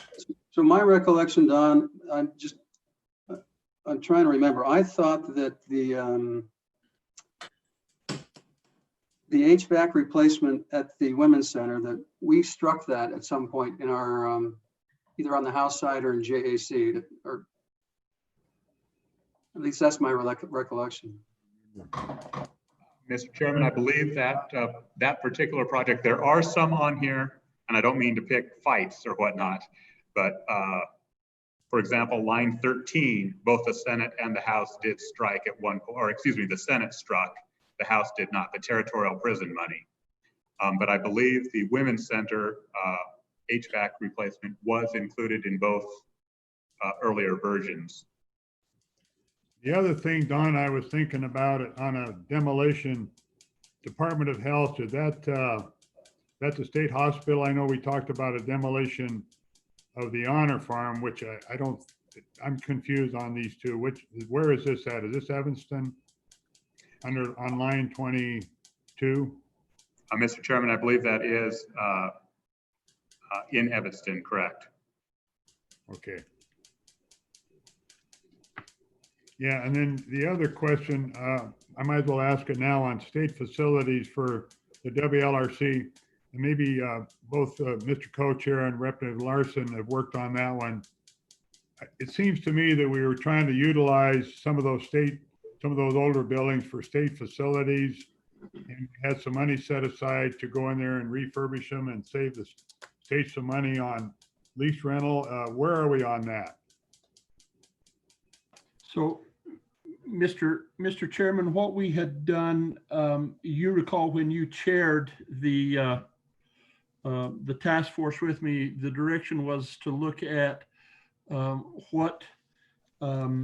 if we could take some of those buildings we didn't use at the WLRC and use them for other state agencies. And we had appropriated back in 2018, 2.1 million, I want to say, to renovate the McGee building and move the Department of Family Services up there. That moved forward, and we've done some abatement and architectural work, but then when the bids came back last spring, the bids just came in too high and that was aborted. At the same time we was doing that, we was also considering the Emerson building. The Emerson building is currently being used by the WLRC administration. It will not be used once we move into the new construction at the WLRC. The Department of Construction has done significant major maintenance work and upgrades to the Emerson building, and would be a great place to move the Department of Family Services, whose lease has run out. ANI is renegotiating that lease with the current landlord. It is not a facility that is conducive to what their agency is trying to do. I think it would be wise for us to move that appropriation from the McGee building and move it to the Emerson building. And because I think we can make the funds that are available work to make that building conducive for Department of Family Services. How much money is there left in that account? Is there still 2.1 million? No, 1.88. And how much, have you run the numbers to see the cost benefit analysis of getting a return on our money versus the lease payments we'd have to make so we could get our money back in 7-8 years or something like that? Have you looked at it in that perspective? I talked to our DFS director, and if memory serves me correct, that was about 6 to 7 years payback. And Mr. Co-Chair, I would just suggest that it's nice to get it back in 6 to 7 years, but if we own the building and run it and operate it, even if it's 10 years, then we don't have any lease payments after that. So it's still a better bargain if we get it in a little bit longer time.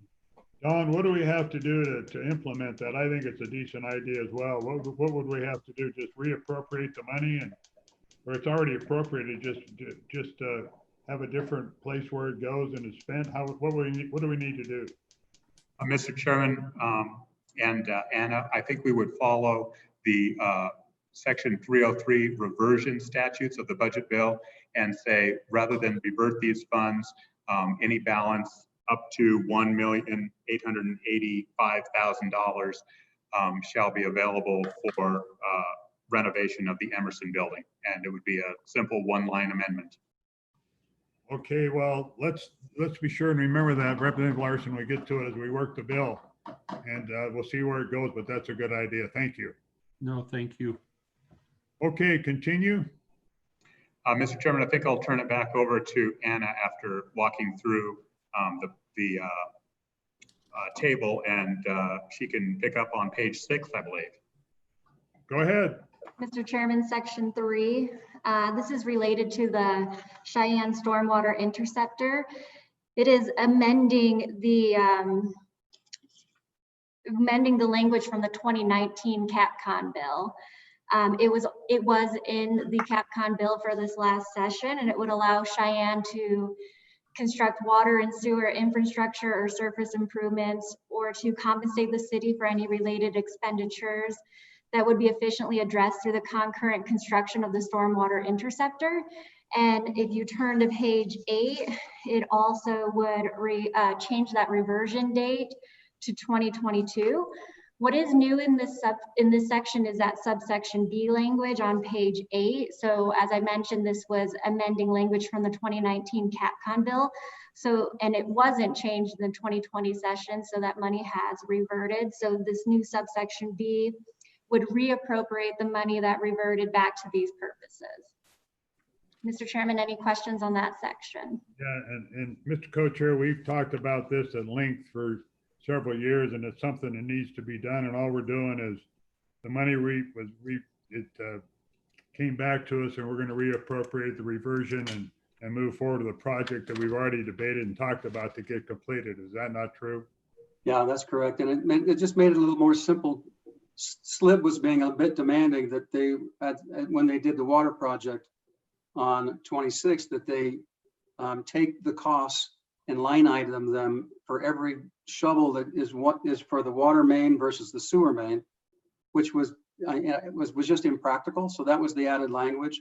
And then this just got, because the bill never moved, the thing got froze up. So you're exactly right, Mr. Co-Chair. Mr. Okay. Chairman. Mr. Chairman. You got a couple of people. Go ahead, Senator Kidd. Yeah, so Senator Bebout, refresh my recollection. I had some reservation about this at the time, but you were on the capital construction group. Is this just a kiss for a local city, or is this really necessary to prevent something bad happening at the Capitol? And is this a fair division? I want to know the city of Cheyenne's got an equivalent amount of skin in the game. Well, I'll let Mr. Co-Chair speak to the skin in the game by Cheyenne. He knows the issue better than I do, but I will tell you that under the capital restoration, when we looked at the capital, we talked about what to do with that street and some of the issues that we saw there. We never really got any resolution to it other than we said it's something we'd have to deal with at some point, excuse me, at some point in the future. We never talked about money, never appropriated, never took it away or put it in, but so it was not under the original capital renovation budget. Go ahead, Mr. Co-Chair. You know, since then it's become apparent that we need to do something. And there are some flooding issues there. I'll let you talk about it, Bob. Go ahead, Lloyd. I'll go next.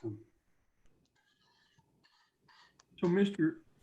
Chairman, what I think I understood what we run into there, Senator Kinski, is we approved and everything was putting along just fine to put this interceptor in. And the city come in and says, hey, while we're at it, why we have this trench open, why don't we put in some other utilities? And the state kind of come back and says, whoa, foul. You can't use this appropriation to be more economical and put some other utilities in the same ditch. And so we've kind of come back and says, no, I think that seems like a reasonable thing. Have I got that wrong, Chairman Nicholas? Well, that's part of it. It's a more complicated, and it's got 3 or 4 years of history to it, Senator Kinski, but it was part of negotiations and working with the city, because the problem is that we know now that the sewer line and the water line, as it comes down basically along Warren, when it comes into the Capitol, it's at the wrong level to hook up to the water drainage system that we just put into the brand new Capitol. And so there is a definite risk that this is not done, that if we have extensive flooding that's happened in Cheyenne in the past, that we can flood the Capitol because of the way the current water and sewer systems are designed. And so the ultimate goal is to lower that line, which then turns, and we're also directing it. So it will go across 26th and then hook into the other main line, sewer and water, that which Cheyenne has been footing the bill for. And it's basically about a 10-year project. It's been slowed down a little bit, but it's still in the works. And so this was a mechanism to accommodate both the city and the risk to the Capitol. And there were about 3 or 4 other components of our discussions with the city on kind of a quid pro quo on how we got to this resolution. And so this was basically an agreement we had with them literally 4 years ago that we're still trying to comply with.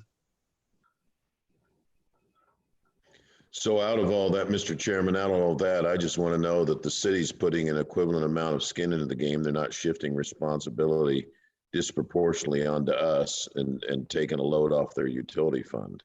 If you tell me it's a fair deal, I'll believe it's a fair deal. I just want to make sure we're not being taken advantage of. Sure. And SLIB had so many questions about it, it makes me wonder. Well, the SLIB was more of it was a SLIB personality issue more than anything else. But the answer is yes.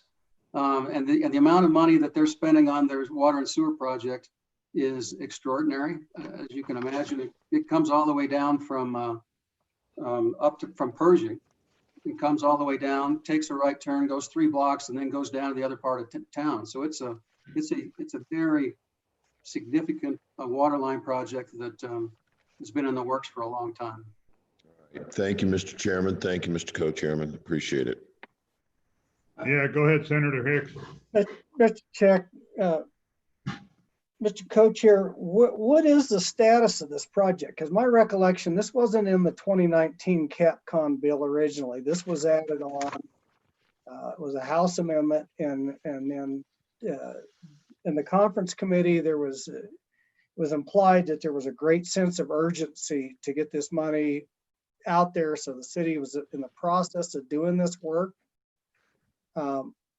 Where are we at with this project? Is it already been completed? When's it scheduled to be done?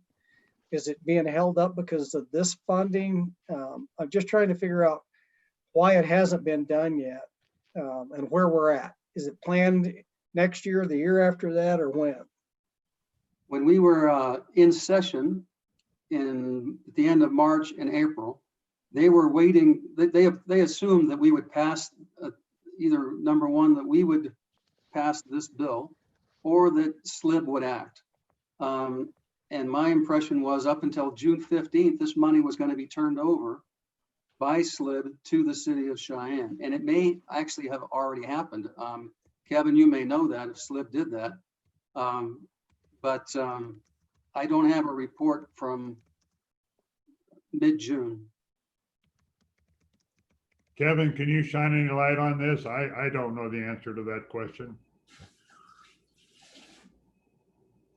Apologies, Mr. Chairman, I do not know either. Don, do you know? Mr. Chairman, I do not, but I believe Mr. Scranton with the State Construction Department is also participating, if he may. Hey, Ryan, you got an answer? I'm sorry, Mr. Chairman. I didn't catch that. Go ahead. What we're asking, go ahead, So Bob. Ryan, this has to do with the $3 million that's part of the capital complex that goes to the city of Cheyenne to put in the water drainage along 26th Street that was in front of SLIB, I think earlier this spring. And we had various discussions with the mayor and the town of Cheyenne. Are you aware of whether or not SLIB has acted on that $3 million before July 1? No, Mr. Chairman and committee, I am not versed enough on that to project to comment. I apologize. Mr. Chairman, this is Mel. Yeah, Mel, go ahead. Mr. Chairman, I believe, and I can double check for you, and I'll do that for you first thing in the morning, but I believe that they went on and moved the funds over to the city right during that time frame that I believe Co-Chairman Nicholas was talking about. I think somewhere in that May, June time frame, I think they moved the funds over, understanding that because of the Capcom bill not getting signed off, they wanted to get that money moved over to the city. So I believe it's already been moved, but I'll double check that for you and let you know for sure. Would you please do that and let us know in the morning? Go ahead, Senator. Mr. Co-Chair, what I'd like to find out is if what language or requirements that the SLIB added to it, and whether or not this, in other words, the language still may be useful in terms of how they report back to SLIB on the dollars. Mr. Chairman, I will do the checking on that for you also and get back to you. Okay, let's do that. Go ahead, Senator Hicks. Yeah, Mr. Chairman, a question, this would probably be for Mel and maybe I'm just curious as getting back to Senator Kinski's discussion of the city having skin in the game. Did we have anybody with SBC review these plans to try to make a reasonable estimate of what was a reasonable cost of the state to implement this, and what was a reasonable cost for the city of Cheyenne to bear? In other words, what was an equitable portion of what should have been the state's contribution, what should have been the city of Cheyenne's? Was it 75%, 25%, 50-50? I'm just trying to understand how we come up with that number, and the way this says is reimburse the city. I'm okay with reimbursing those costs that should have been associated with the capital. I just want to make sure that we've got somebody other than I guess what I would say, our construction representative reviewing those costs to make sure that we would concur with what those were. And maybe that's something that SLIB has already done. Yep. Yeah, and I can answer part of that. So when the $3 million first came up, we had rough estimates of what the costs were going to be, but we didn't have hard numbers. And we had a specific design. Since that time, that was back in 19, since that time, it's been redesigned, I think, twice. One time at the insistence of SLIB, just because they wanted more specific details on where the $3 million would go and whether or not it was a reasonable amount of money for the work that was being done. So I believe that analysis has been done and reworked several times, but when we first put the money in there, we just picked that number as a reasonable amount as part of our negotiations with the city The project has morphed since then. It's actually it's now a bigger project and more work and more cost to the city than was initially designed for. And thus the reason for the delay and also for the need for the governor's slip to reevaluate the project. And Mr. Chairman, if I could add. Go ahead. Mr. Chairman, and SLIB also hired an in-house engineer of their own to manage and oversee this project. Well, I think there's some good questions that need to be answered, and let's get that, see if we can have that in the morning. And as we work this bill, we need to know that before we get into this part of it. So I think we beat that to death. Let's go on to section 4. Go ahead, Anna. Mr. Chairman, you'll be on page 9 now. So this is related to the Capitol Square preservation, and this was in the CapCon bill from this past session. It was raised by a member at the June meeting to be included in this bill draft. So as you guys all know, this section creates a subcommittee of Management Council and the State Building Commission to oversee design plans, interpretive exhibits, and wayfinding in the Capitol Square. The subcommittee reports its recommendations to Management Council and the State Building Commission for final approval. The subcommittee is staffed by LSO and the Construction Management Division with support from other state entities. If you turn to page 10, this is the appropriation from SIPA to the State Construction Department, and this is for interpretive exhibits, wayfinding, and signage. If you turn to page 11, there's also an appropriation from SIPA to the LSO for window treatments, noise reductions, and the purchase of the maquettes. So, Mr. Chairman, I'll pause for questions on that section. Questions? Yeah, there'll be some discussion about that probably if we work this bill. Let's go ahead and go on. Moving to section 5, Mr. Chairman, on page 12, this authorizes the Northern Wyoming Community College District to accept the transfer of ownership of 2 facilities to be used to house a construction technology program. This was in the previous CapCon bill and also in the governor's June 5th request. Questions? Okay, section 6. Mr. Chairman, this authorizes Central Wyoming Community College to purchase land in Teton County to be used for the College Jackson Outreach Center. This language was not in the previous CapCon bill, but it was requested by the governor in his June 5th letter. And I believe this is all private money. Is that correct? Or is this where they're going to raise the, and maybe one of the Teton County representatives can talk about this. Is this going to be a sales tax, or is this going to be private money, or where are we going to get the funds for this? Go ahead, Senator Guru. Thank you, Mr. Chairman. This, actually, I believe this was in the previous CapCom bill, but be that as it may, where this money is coming from is from the sale of another piece of property they purchased before with monies, I believe, from sales tax.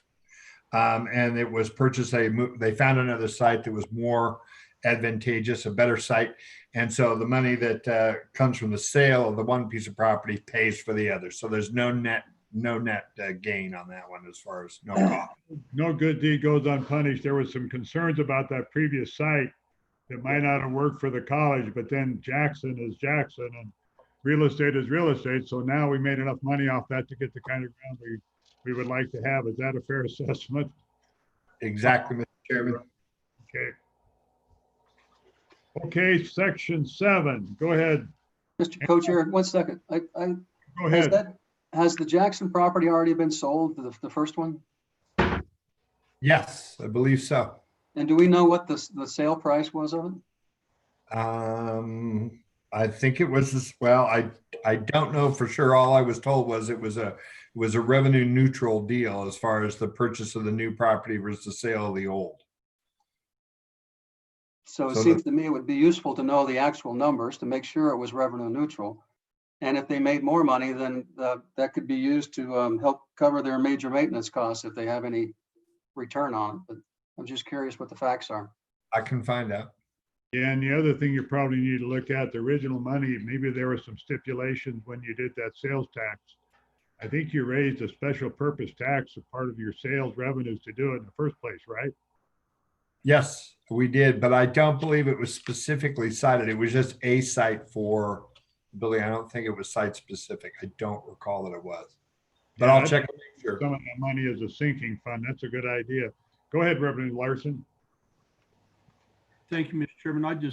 Senator Drew, can you remind me of yours, or Representative Schwartz, but I think in our last CapCon bill, the College Commission had approved the college to build on that as well. That is not in this bill. This that we're talking about is just a real estate transfer. There's no building, there's nothing. It's just a land swap. Have I got that right? Yes. Thank you. Mr. Chairman, sorry, yes.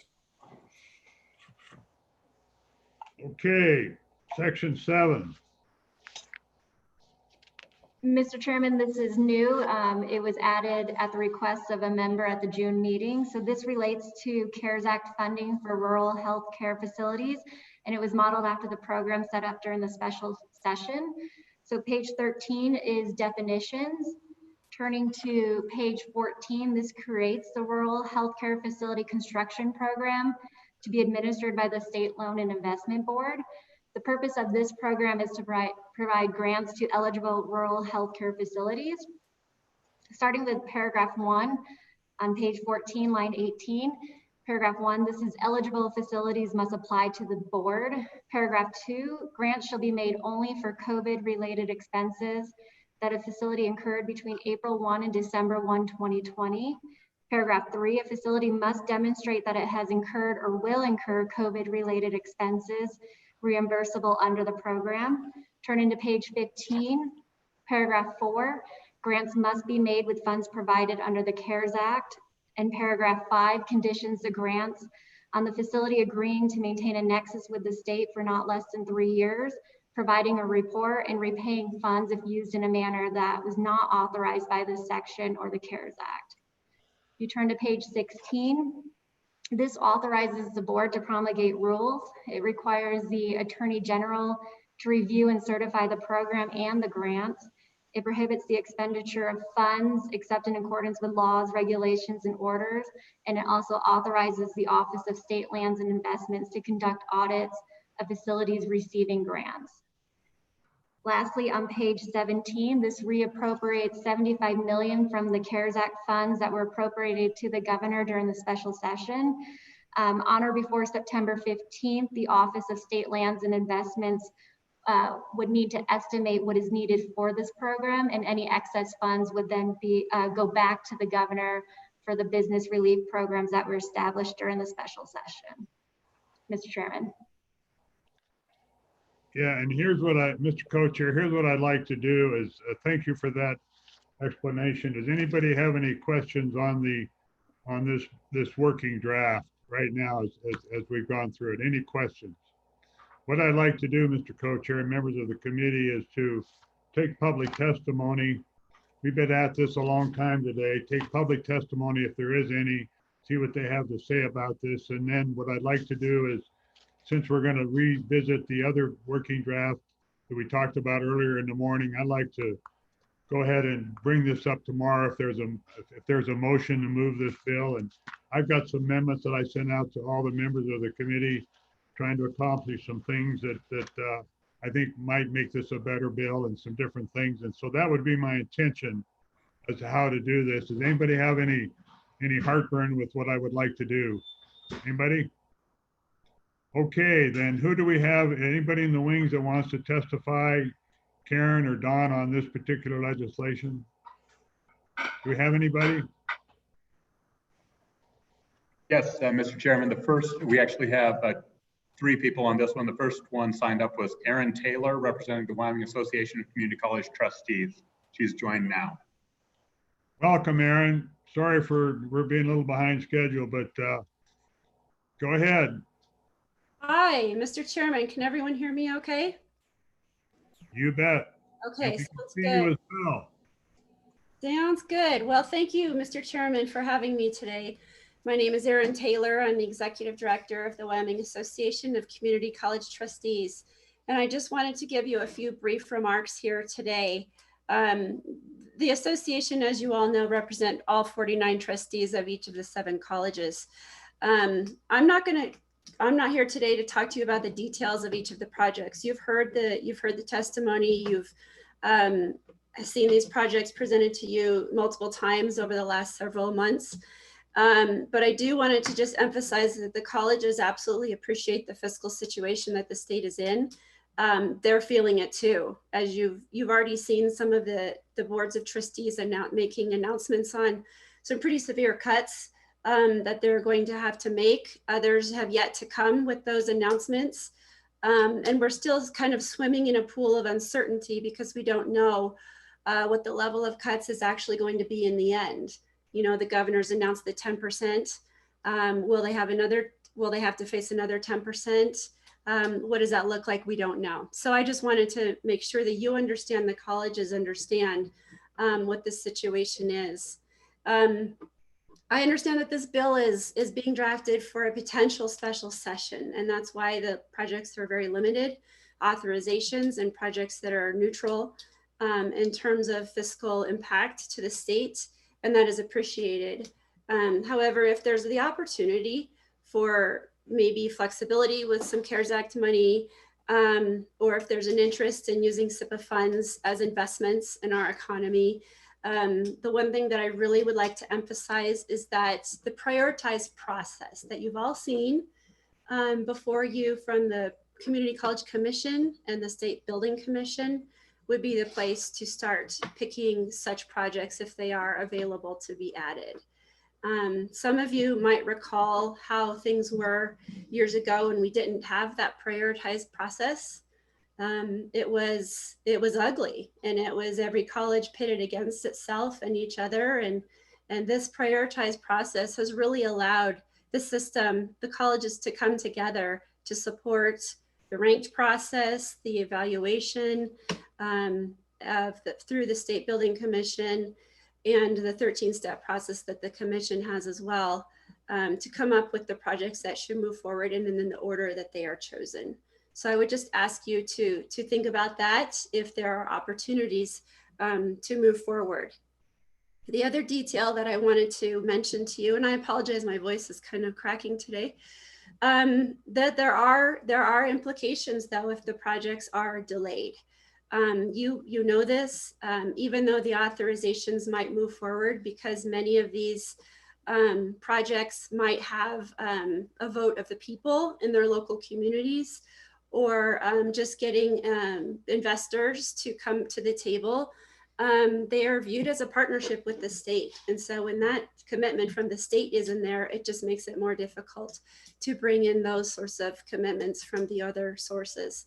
So how these projects may be able to move forward is really uncertain then at this point as well. I wanted to mention the email that Mr. Richards mentioned earlier with regard to the Western Wyoming Community College Level 2.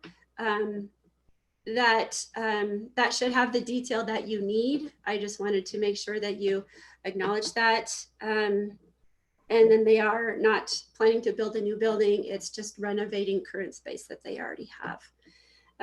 With that, Mr. Chairman, I don't have anything else to add. I will mention to you that Dr. Stephanie Hickswa is also in the queue. If you have any other more detailed questions, as a college president, she of course is intimately involved in the process of building these projects and might be able to answer something more directly if that is the case. So thank you for your time today.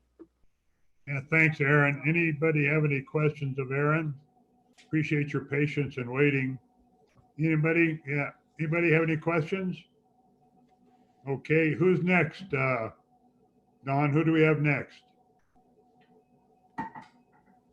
Ah, I see somebody on my screen. Welcome. Go ahead. Thank you, Mr. Chair. I don't have anything to add to what Aaron Taylor. Identify yourself, would you? Oh, I apologize, Mr. Chair. My name is Stephanie Hickswa. I am the president of Northwest College in Powell, and I am the president of the Wyoming Community College Presidents. Mr. Chair, members of the committee, I don't have anything to add other than what Aaron Taylor said, except for to let you know that I did text President Tyndall when you asked the question about the property in Teton County. He said that what the price was the same, that the parcel was sized to the expected selling price, and that they had 0.5 acres and now they have 2 acres, as was stated earlier. So the price was the same. There is no additional money for major maintenance, sir. So has the land been purchased, the other site, it's been purchased then, correct? I do not know. I know that what is before you today is for authorization, and Mel Madro is on, and he could probably answer that question, Mr. Chair. Well, we've got to give the authorization, but the prices is what I meant, they've been determined. Correct, Mr. Chair. The prices have been determined. Okay, any questions, Stephanie? You know, I've got a question. It doesn't deal with Capcom, but it's pretty important. And I've heard some discussion about enrollment levels at our community colleges. And I've heard that some will see about the same as where they were. And I've heard some discussion about there may be a 20 or 30% reduction in enrollment. Could you give a broad overview of what you're seeing, or is it too early to really know yet? Help me out. Mr. Chair, members of the committee, yes, it is too early to know, but due to COVID, throughout the country, colleges are expecting that students will take what is being called a gap year. And we are concerned that that might affect community college enrollment. We talked on the Wyoming Tomorrow Task Force meeting last week about this very concern that we have for our state. UW stated that they were expecting 20 to 30% declines in enrollment this fall because of the unemployment levels and because of that students don't necessarily want to risk taking classes online. We are hearing some of the same kinds of things with unemployment, that students are feeling like they need to get jobs rather than go to college this fall. And for community college students especially, for all students, but for community colleges especially, taking a gap year is a lost year for many low income and first generation students, Mr. Chair. And so we do have concerns. The colleges are projecting these numbers based on guesses, based on what we've seen from previous years. But as you know, 2020 is unlike any previous year ever in the history of Wyoming. And so it's really hard. We do know that students are waiting to hear what our opening plans are in regard to whether or not classes will be offered face-to-face or whether they will be via Zoom. We also know they're waiting to see what the word is on athletics, as well as their ability to live in the residence halls. So we are urgently trying to get our plans in place and be ready to open so our students know what to expect so that they can make good decisions. But I am concerned about the affordability question in regard to students not coming this semester because they are concerned about having the money to do so. Representative Summers, go ahead. Mr. Chairman, thank you. Just briefly, so when will you know? When's the deadline when people have to sign up? That's got to be coming up here within a couple, 3 weeks or so, I would assume. We don't know until Mr. Chair, sorry. Go ahead. Mr. Chair, Representative Summers, we don't know what students' final decisions are until sometimes 2 weeks after the start of classes. We all have a little bit different deadlines for late registration, but community college students make decisions the end of August of whether or not to attend.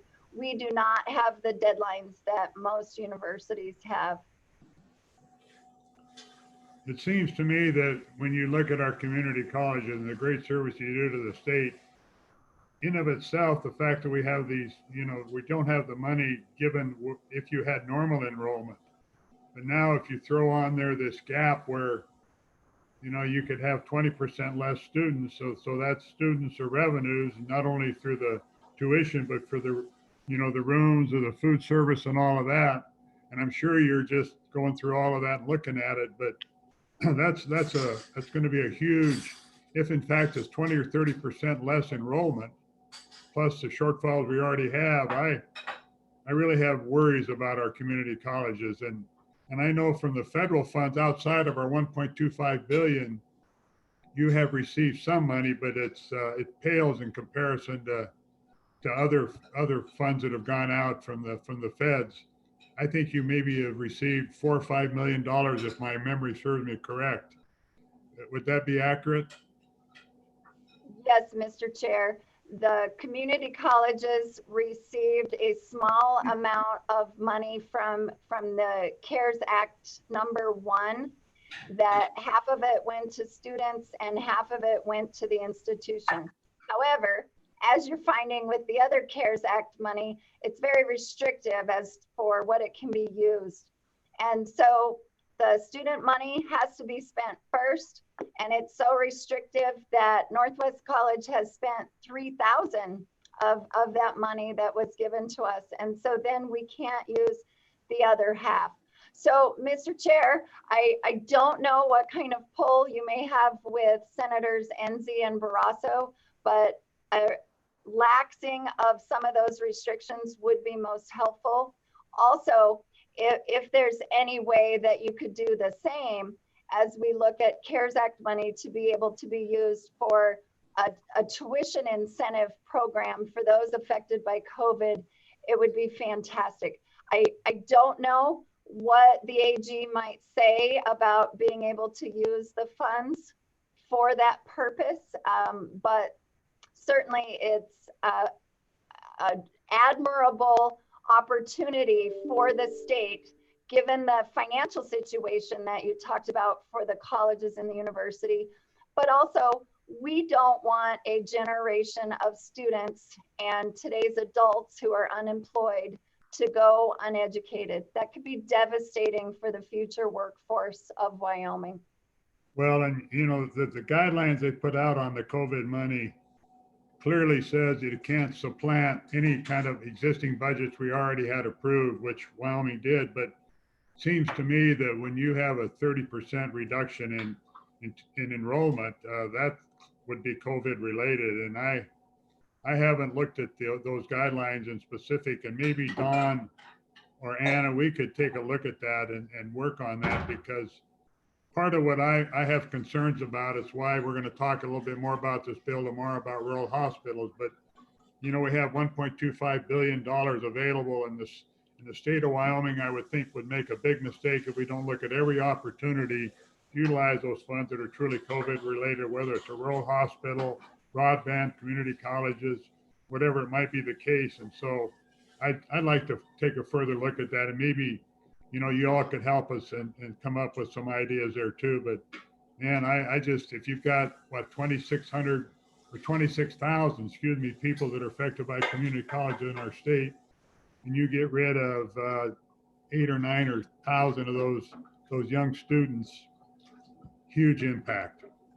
Okay, anybody else have any questions? Go ahead, Stephanie. Mr. Chair, I was just going to say I agree wholeheartedly. It's an opportunity to utilize the CARES Act money for the people who've been impacted in our state, to be able for them to get training so that they are more qualified for higher level and higher paying jobs in the future. I think it's a win-win all the way around. in the Wyoming Tomorrow Task Force meeting last week, we discussed that very thing. And so that's something that your colleagues may be discussing with you. Senator Wasserberger is co-chair with Representative Harshman. Well, one thing's for sure, if you're not aggressive and look at every opportunity, they're not going to come to you and say, do this, do that. We've got to take the bull by the horns and be really smart about how we proceed for our state. Okay, anything else, Stephanie? Thank you, Mr. Chair. Thank you. Okay, do we have anybody else wish to testify? Mr. Chairman, we do. I believe Court McGuffey is here to testify on rural hospitals. Court, welcome. We appreciate you being here. Sorry for the delay. It's at the end of the day and we'd appreciate you being as short as you could, but we want to hear from you. It's something very important to me. Obviously, I'm from Riverton. And so go ahead, welcome.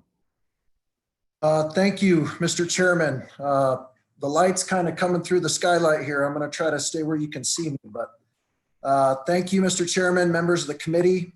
I'm Court McGuffey, and I'm representing a Wyoming nonprofit working to bring hospital services back to Riverton.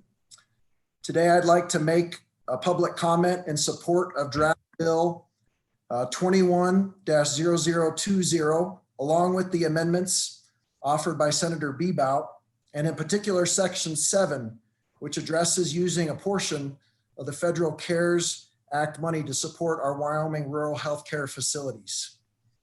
As you know, Fremont County is the epicenter of the COVID-19 pandemic for our state. We have had 350 confirmed cases. That's double the number of any other county in the state. And 9 of the state's 21 deaths come from Fremont County. At no other time has dependable healthcare been so important to our community. Over 2 years ago, a group of concerned citizens came together to build a hospital in Riverton. A feasibility study, an independent audit of that study, and design plans have been completed.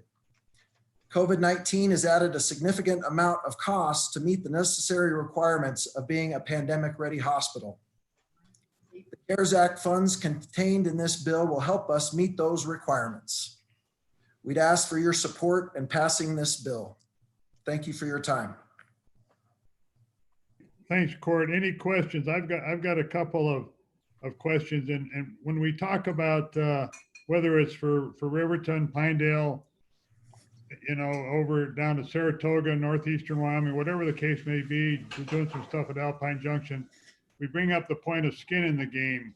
When you look at the proposal that you have in front of you, when you're looking at here in Riverton to build a fully functional hospital, which we don't have now, and which I really think we need to have, it's very important to the community.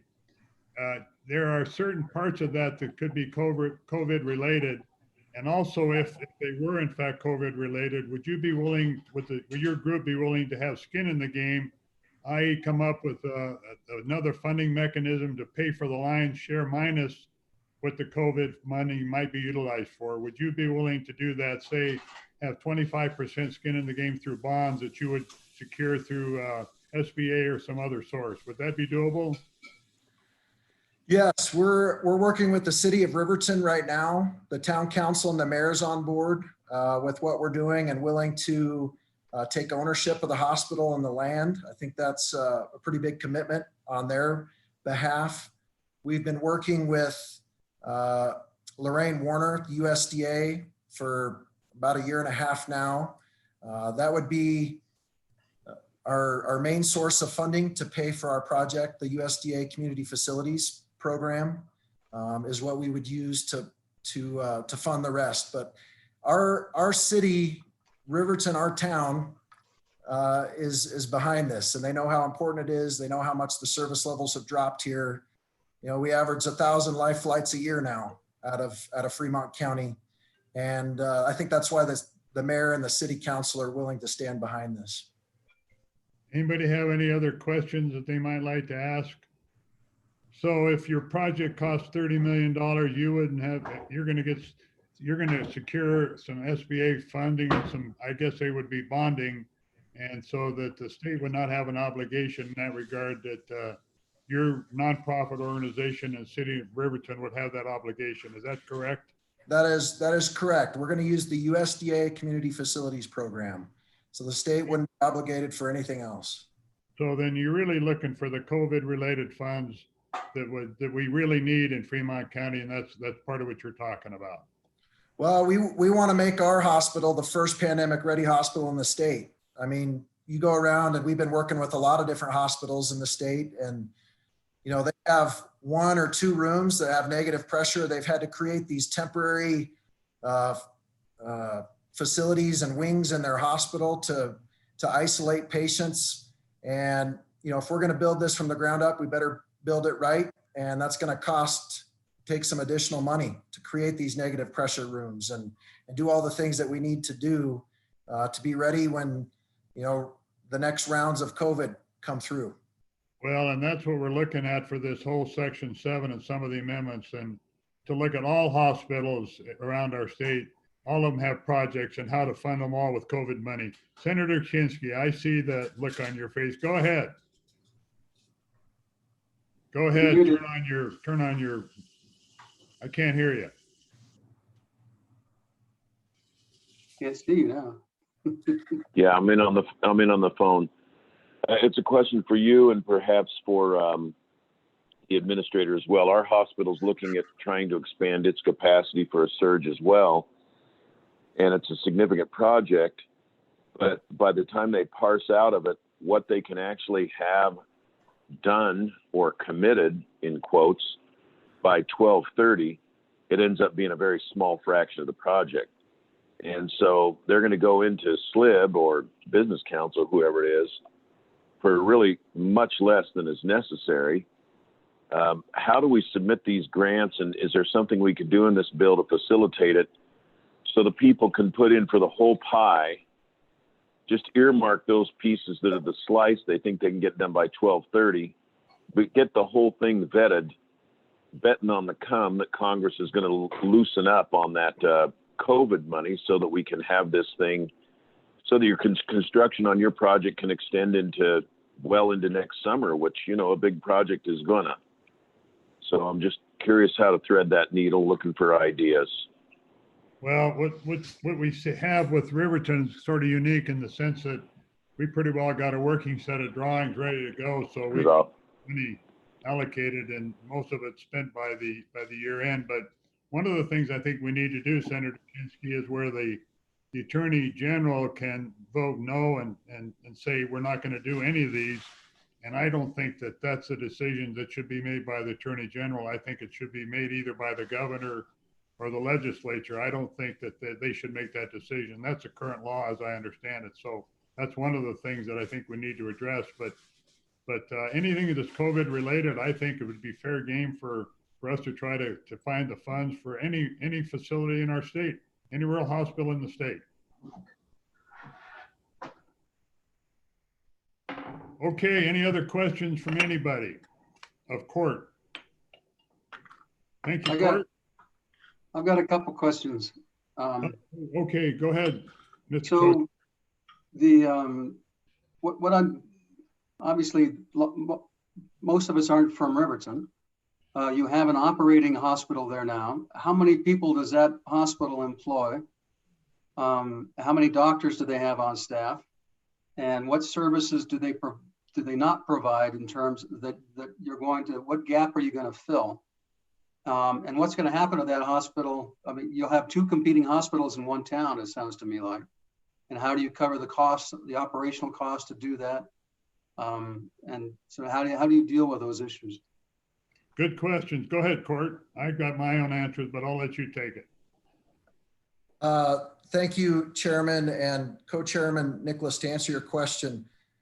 That's what a lot of people around the state think, is that we do have a hospital here, but we don't have a hospital here. 6 years ago, the for-profit company that owned both the Lander and Riverton Hospital made a decision to consolidate services and move most services over to Lander. Before 2014, we had over 230 employees at our hospital. Now we have under 40. We used to have over 25 doctors, and now we have under 10. The number of life flights out of Fremont County here used to be under 200 and now it's almost 1,000 a year. So I think that kind of puts to bed the competing factor. The company that owned the hospital here has decided not to compete here. And that's why we've come together to build this hospital.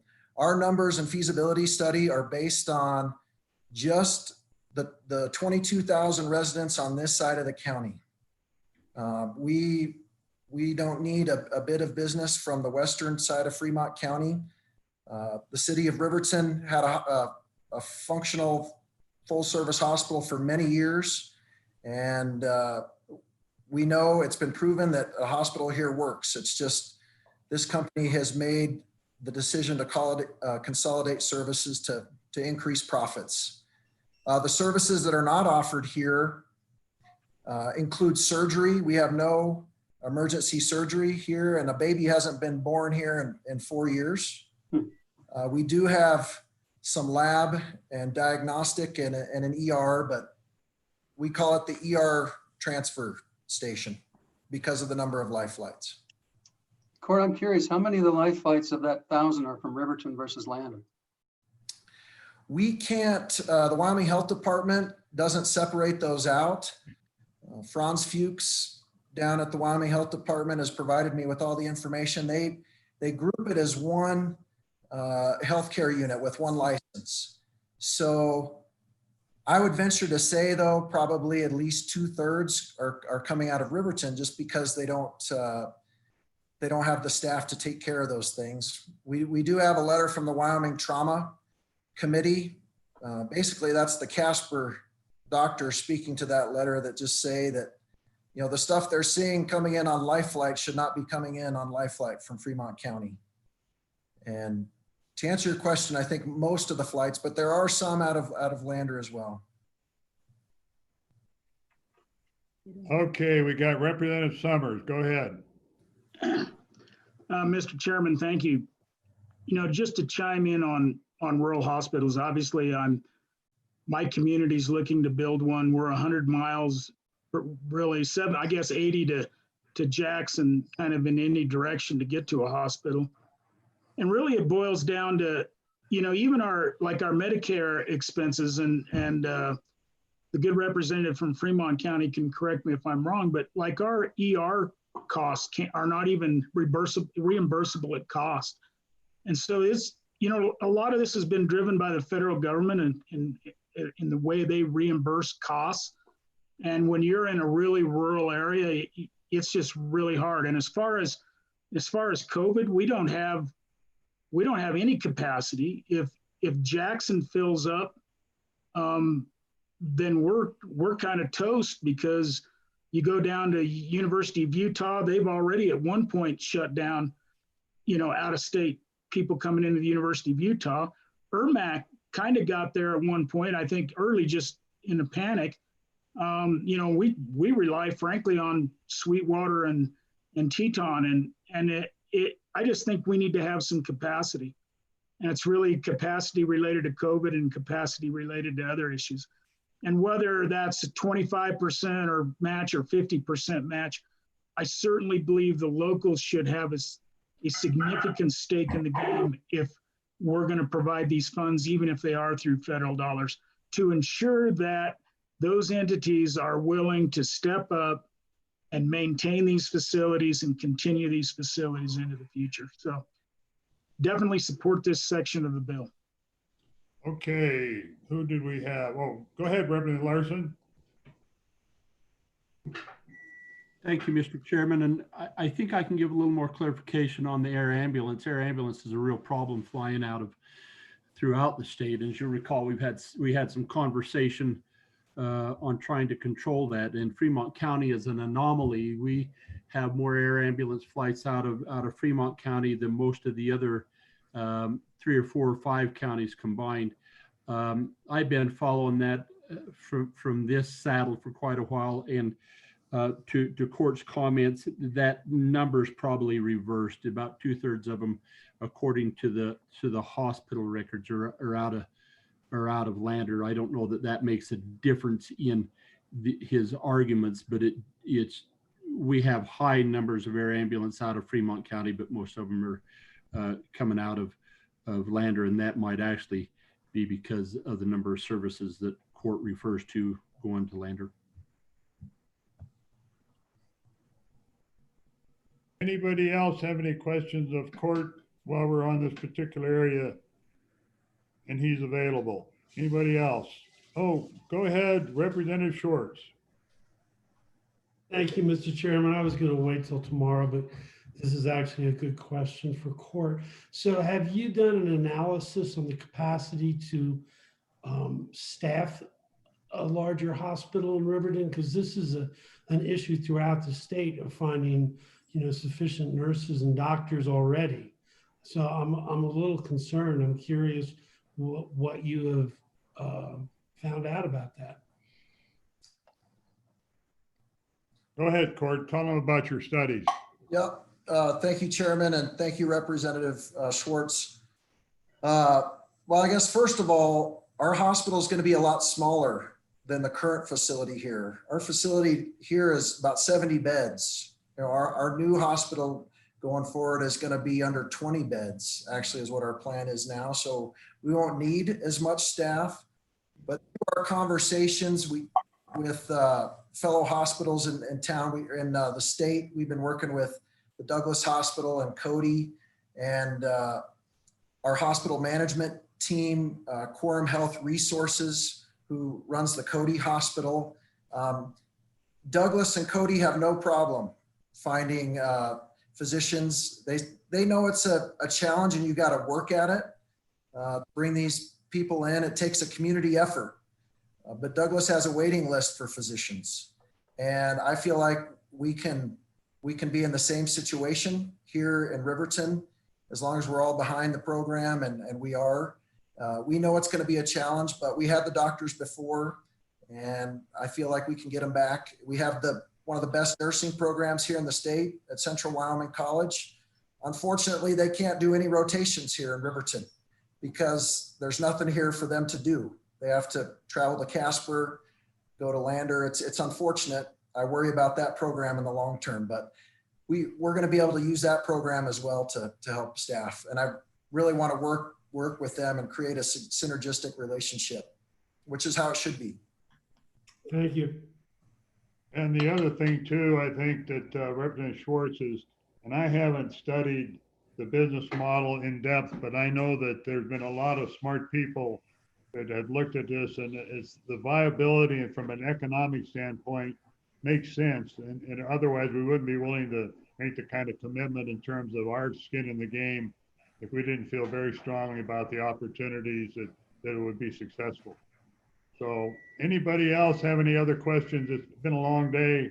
Mr. Co-Chair, you got anything else? Nope. Okay, thank you, Court. We're gonna close there's nobody else to testify. Karen, is that true? Or Don? Nobody else, right? Not Mr. Chairman. Yeah, go ahead, Senator. Mr. Chairman. Just a notation. On page 14 of the bill, you're creating a rural construction program. And traditionally, our construction programs exclude FF&E, but that can be a very significant portion of these projects, and it's something that can be ordered and committed to right away before 12/30. So it's just something to think about, an amendment there that would say not just construction, not just bricks and mortar, but also necessary FF&E. Thank you, Mr. Chairman. Yeah, thank you for that. And we'll, if there's a desire by this committee to work this bill or this part of the bill tomorrow, we'll have some amendments. Okay, there's no other people that wish to provide public testimony. We're going to close public testimony on this bill, and then we will work this bill tomorrow. Okay, it's been a long day. Anything else we need to do, Don, to wrap up before we get out of here? Go ahead. Yes, Mr. Chairman, you have Ms. Bay Tusky, who's been waiting since this morning to testify. Thank you for reminding me. I don't see her face on my screen, but she is welcome. Where is she? She's on the lower right and she may no longer be in attendance. It says it's connecting. Well, welcome, if you're there. Hello?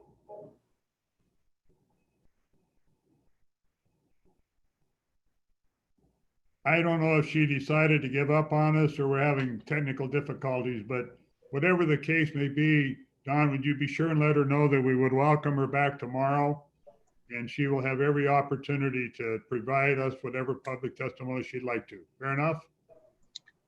Yes, sir. Oh, wait a minute. Here we go. I think we're getting her now. Hello?